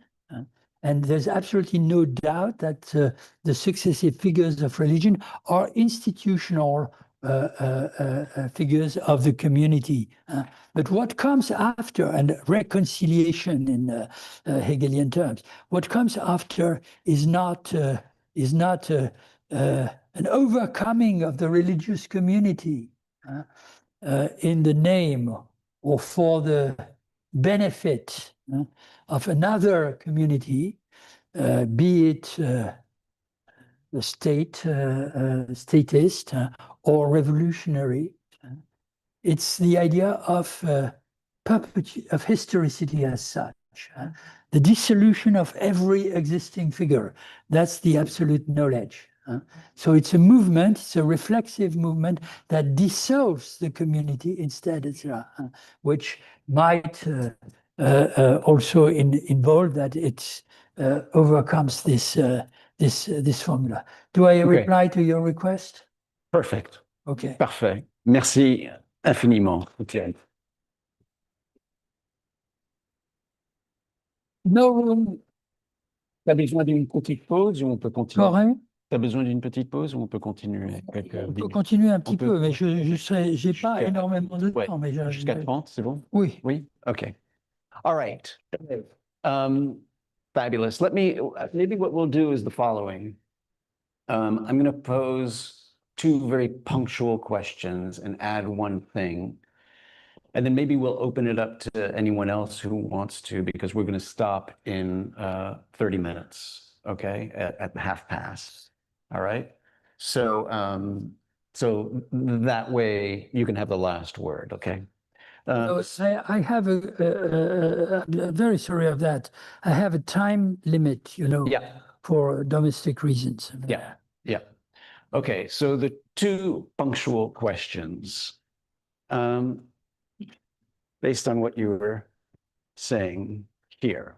Yes. Okay, the first one. So in the English, we tend to use the word actual. Yes. Rather than real. Yes. For real. Yes. And that's because Makes in a sense. sense, well, in a sense, we're trying to capture that remainder that you were talking about in the expression itself. And it's interesting, I was noticing that in the Hippolyte, it's actually réel. So Hippolyte? No, in- it's not Hippolyte, but leave that. It's important. yes, no, right, you're right, right, right, right, right, right, right, right, right, right, right, right, right, right, right, right. Sorry, wrong, wrong. Hippolyte. Okay, yeah, Leave yeah. that. Unimportant. Bourgeois, je sais pas qui c'est. Non, dératé. All right, whatever. It's réel. Yeah. And you were using real. And so my only question there is whether that was intentional to suggest that actually that remainder comes later. It's not at this point, ce qui est rationnel est réel, but that the remainder comes later. Or do you want to throw that in the expression itself? Okay, so that's one punctual question. The other punctual question is that you said it was very silly, Marx. I think this was from the 1859 preface, when he said that the elements of the solution are already there or in formation. Preface You to said, the you said, yeah. 59 contribution of the critique. And you called that silly. What a And so- mistake. Say what? What a mistake. Well, I think there are these other passages that I think you also quote in other places that come from Capital Volume 3. I think it's Volume 3. Yes. I think it's chapter 27. You refer to them sometimes as well, where he writes about cooperative factories and the joint stock ownership as being things that are that are in formation, that whatever. So He believed wouldn't to be able to demonstrate that. Yeah. So wouldn't those be then solutions that are in formation? So wouldn't that fit? Okay, so those are the two punctual questions. But the other thing I wanted to do, and that I was If expecting. only it was so.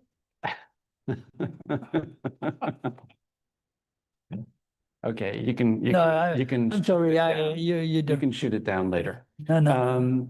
The other thing, though, is un petit cadeau. I was expecting more on Ich, das Wir, und Wir, das Ich. But, and so I wanted to add something to that, which brings me back to actually Muhammad Ali. Do you know this about Muhammad Ali? Go ahead. No? Okay. So Eager to- Muhammad Ali, who was a extraordinary political actor. Yes, I agree. Extraordinary political actor. Yes. Born Cassius Clay, transformed into Muhammad Ali. He had a particular take on racial politics, different than the civil rights movement, right? It was deep racial pride, black power, militated for kind of taking what with one's own hands. And he was invited to give the class lecture at Harvard University in 1975, about 51 years ago today. And he delivered a rousing speech. Actually, he didn't have any notes, 30 minutes. It was just incredible and dazzled the students, talking about the need to remember one's roots and develop a true concept of friendship. A true concept of friendship, which was very much in line with his Muslim teachings. And he said, one earns friendship by being one, etc. At the end of the speech, someone in the audience asks him for a poem, because, as you all may also know, he was a remarkable poet. And so he's asked for a poem, and he kind of hesitates. And then he comes out with one of the shortest poems that exist, that an artist by the name of Glenn Ligon transformed into a piece of an installation at the Studio Museum in Harlem. And the poem goes, me, we. Oh, beautiful. Yes. Pardon? Understood. That's it. That was the poem. Me, we. Beautiful. And so I thought it would be a nice way to Absolutely, kind it's of wonderful. cap your If I discussion. ever of return to this that- issue, I will yeah. certainly incorporate via that. das Ich. It's Now, Bin. What's interesting is that there was more remarkable because it has the same, it's a parallel, it's a mirror. yeah, right? absolutely, It's the a- mirror structure. It's a mirror. And of course, what's interesting is there are translations of it as me, And in French, this is the Hippolyte translation. It's un moi Yes, qui est un yes. nous et un nous qui est Of course, toi, despite right? my Capturing the, admiration to capturing- Hippolyte, right. I said he was wrong, but Right. I was wrong. He could not catch the whole meaning of the sentence. Right, yeah, yeah.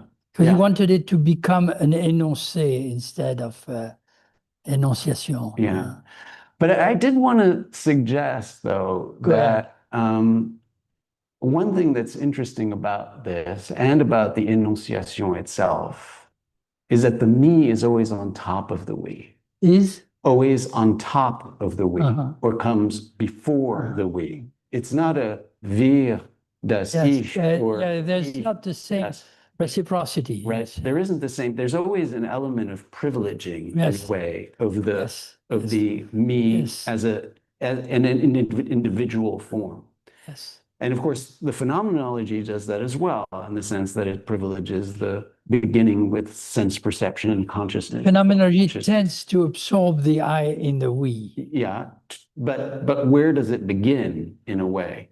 And most of the French 20th century philosophy, because of Kojève, really also focused more in a way, or privileged the we, even through the American reception of it, like Judith Butler's book, Subjects of Desire, privileges the I. And the question that I would pose in a way is, what would it really be like if we started from the we, in a way?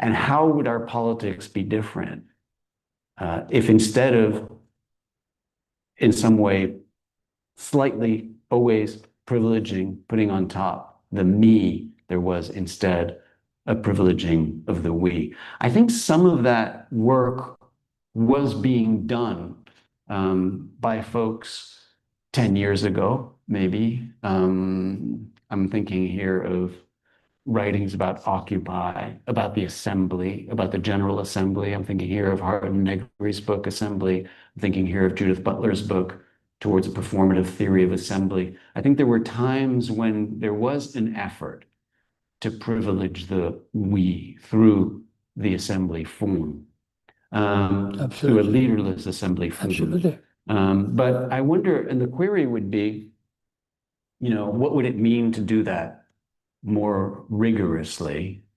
That line of thought has, in some sense, become less powerful today because of the rise or the age of fascism that we're in, so that the leaderless assembly becomes not sufficiently robust kind of to withstand the fascist assault, I think.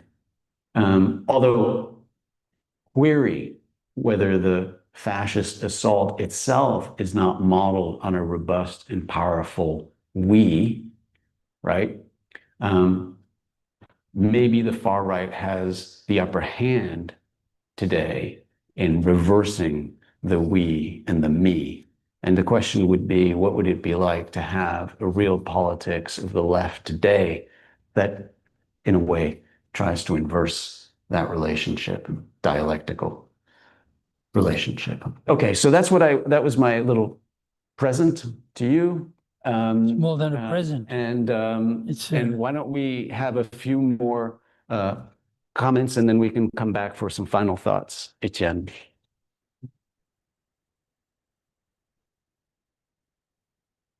So I am sure I will leave, but I see that when Trump says we and he says we as the incarnated me.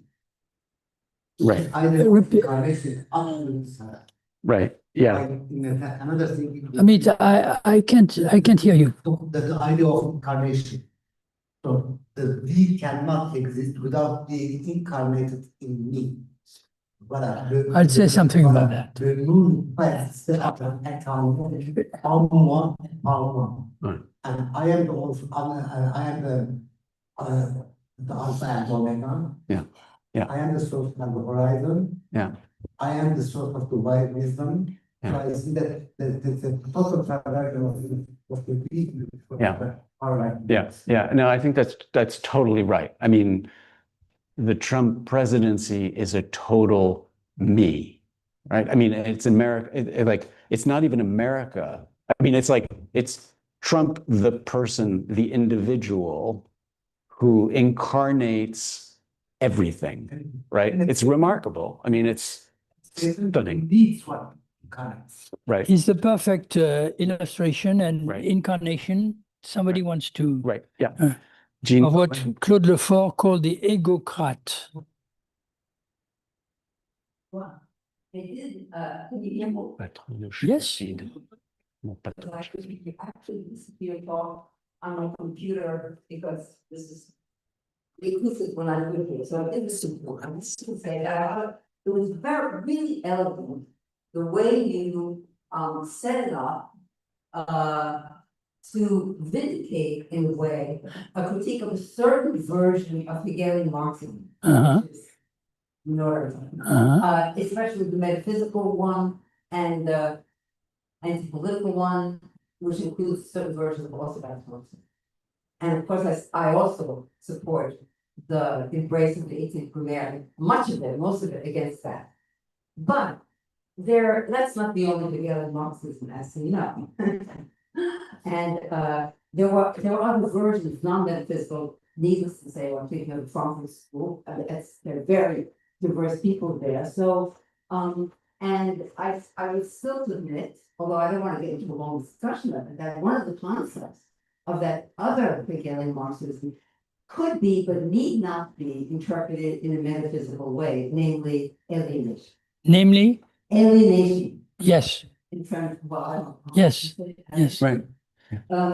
I mean, of course, you can come up with either kinesis and do it metaphysically, but you need not do it that way. So I'm curious if you have, and again, I thought your presentation was really very, very elegant, very, very convincing, but I'm wondering if there are other interpretations. Yes, of course. Of course there are. Of course, of course. Of course there are. Of course there are.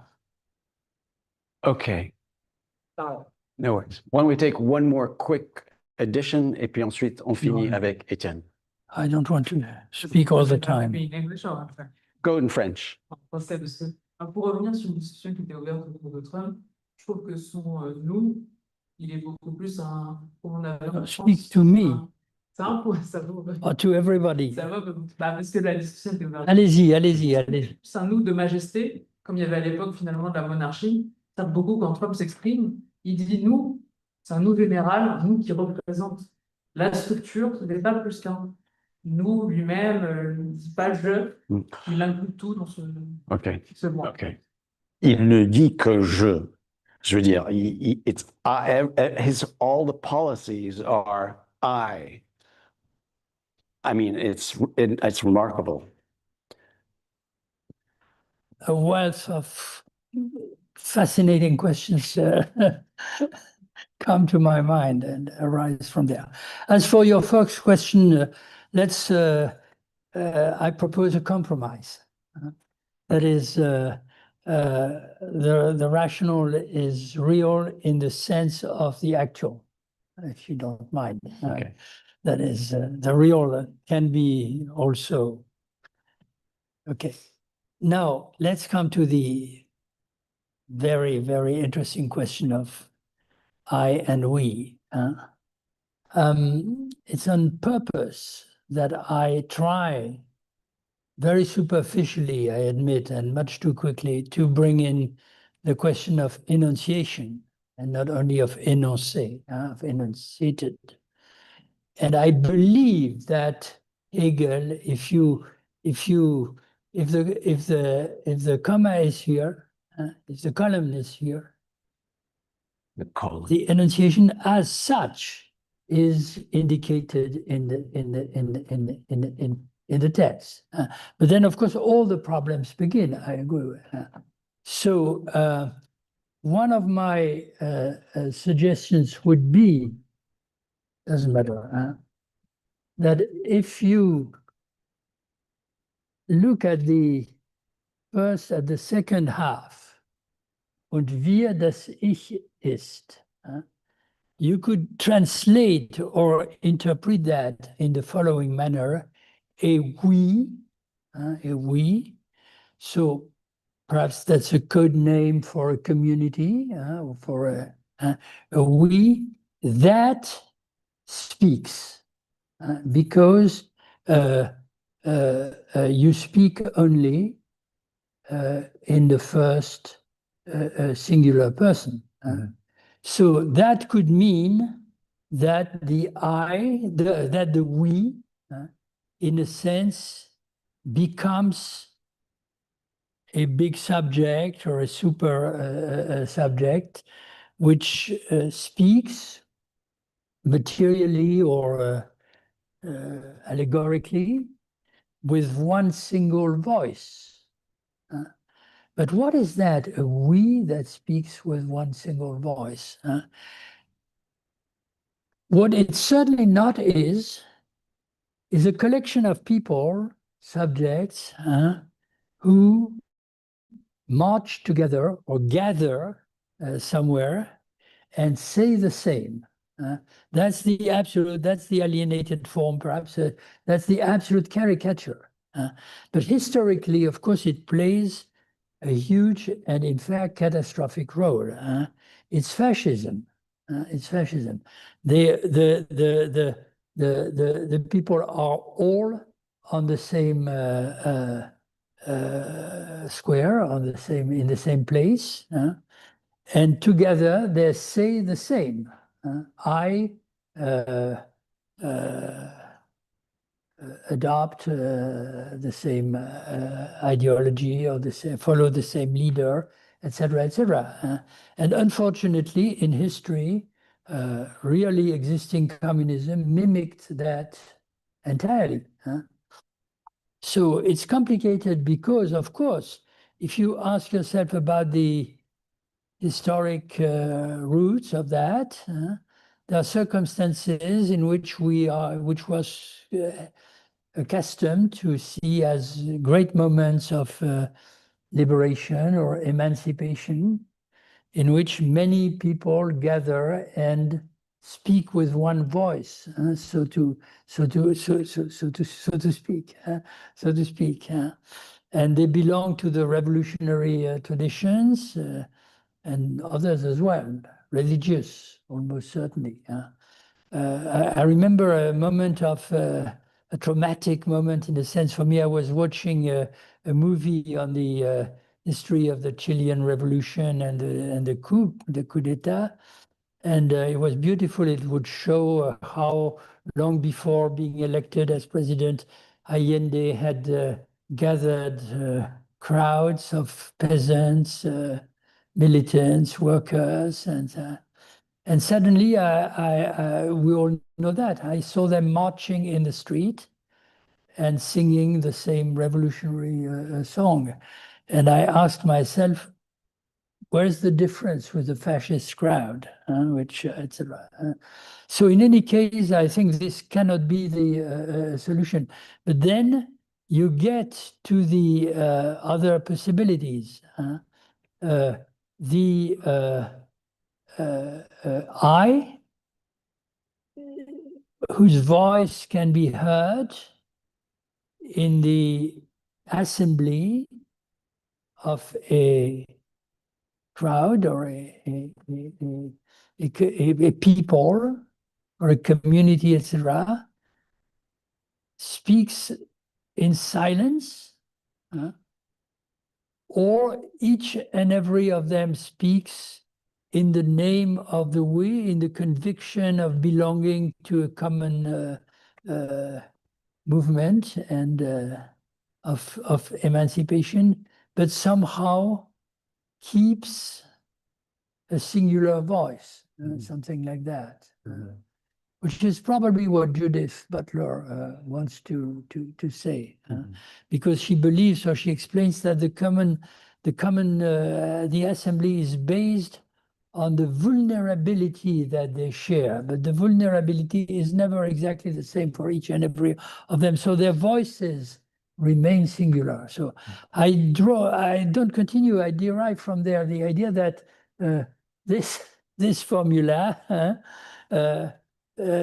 indicates a problem which probably lies at the core of every project of collective emancipation. But it's not at all certain that or there are too many negations. The idea includes harbors a kind of internal contradiction or difficulty. And then the other thing that, so I would agree with you that something I completely left aside stupidly in my references to Hegelian Marxism would considerably add to our understanding of the problem if we introduce the concept of alienation. But I will put that very brutally, but in a sense, I'm even tempted to say that Ich das Wir und Wir das Ich ist, which in Hegel, in some passages of Hegel, could be considered an allegoric expression of the idea of reconciliation or resolution, in fact, much better corresponds to a problematic of alienation. But that leads, of course, to thinking with the idea of alienation, not as something that has to be eliminated at all costs, but as something that is, in fact, the anthropological and perhaps the ontological core of our idea of the community. I don't know if you would agree with that.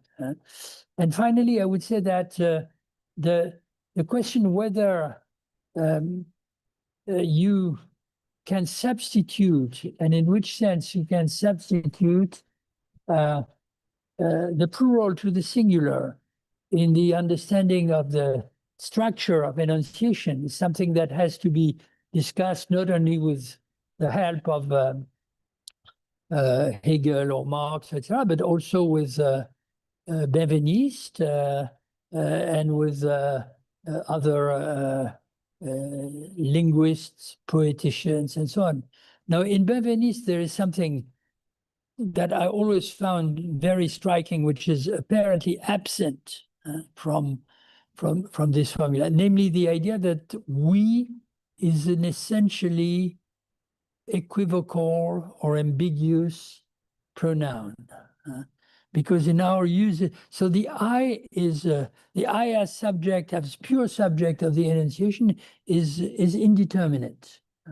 So any I, Derrida objected to Lévinas, tout autre est tout autre, any other is any other. Any I is any I from the point of view of the structures of enunciation, which doesn't mean that it can be associated with any verb. At our meeting on the other day, I was eager to bring in Chekhov's formula on his last minute that Nathalie Sarraute has transformed into a beautiful poem or poem en prose. Ich sterbe, I die, or I am dying. Is that a possible sentence? And somebody in our meeting said, no, it's a performative contradiction. If you say I die or I am dying, that means that you are alive. And I said, no, I'm not convinced by that because Chekhov, as interpreted by Nathalie Sarraute, in fact means something like a negation of the negation. I'm no longer alive. I'm no longer alive. So ich sterbe. But then I continued by, I repeat what I said, by asking the question, could that be transferred into the plural? So is it possible to imagine a situation in which people say, we die? It's not impossible to imagine, of course, but the worst situation in which we are tempted to bring in or to project this kind of utterance, for example, the Jews dying in the gas chamber, could they say something like, wir sterben, we die? No, they didn't have time for that. Everything was organized so that there would be no not even a glimpse of time in which they, etc. So in any case, you cannot just transfer, as this might suggest. Oh, it's not Hegel's suggestion. He says it's a new discourse, but they become reciprocal. Why? Because the we, among other reasons, as Benveniste beautifully explains, is in fact an ambiguous notion. There's one we in our languages, the subject in the language, which means I. It's always an I that says we. I with all of you, all of the others, without excluding anybody virtually or etc. And there is a we, equally important, of course, which has just the opposite meaning. I or me and you all, but not some others. So the we vacillates between the inclusive and the exclusive meaning. Of course, you could say that Hegel's trajectory, the phenomenology, is something or hints at something like a transition from variously exclusionary categories or we's.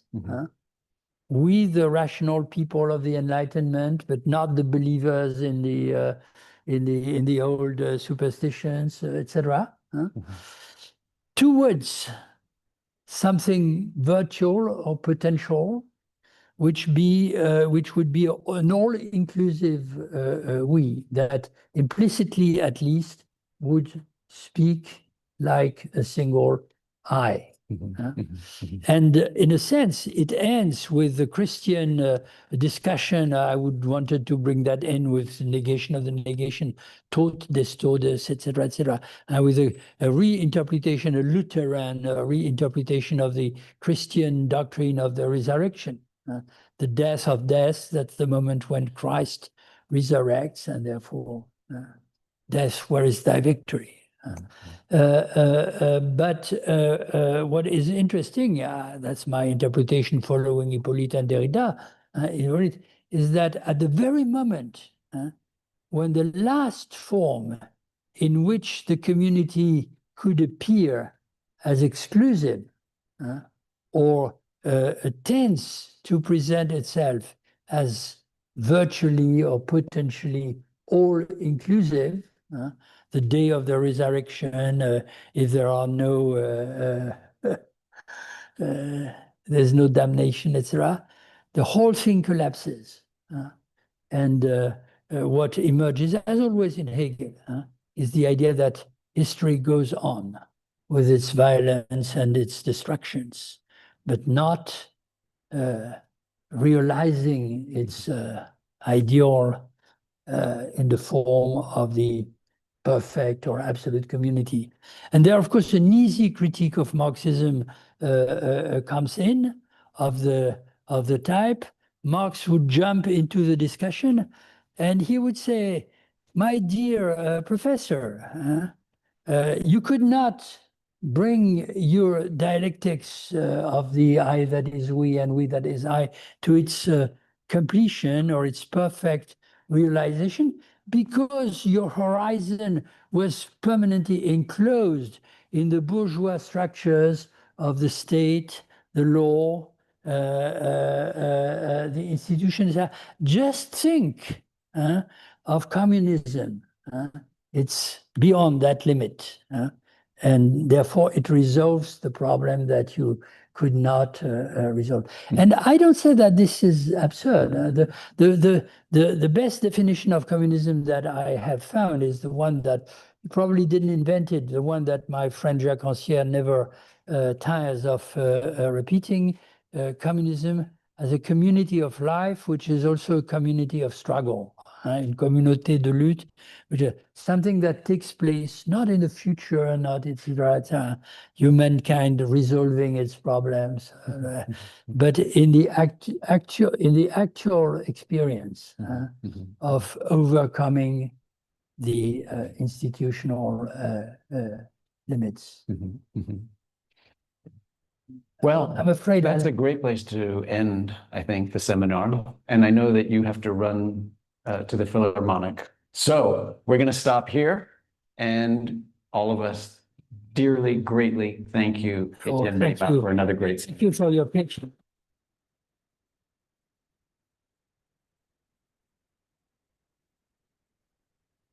And thanks for participating, everyone.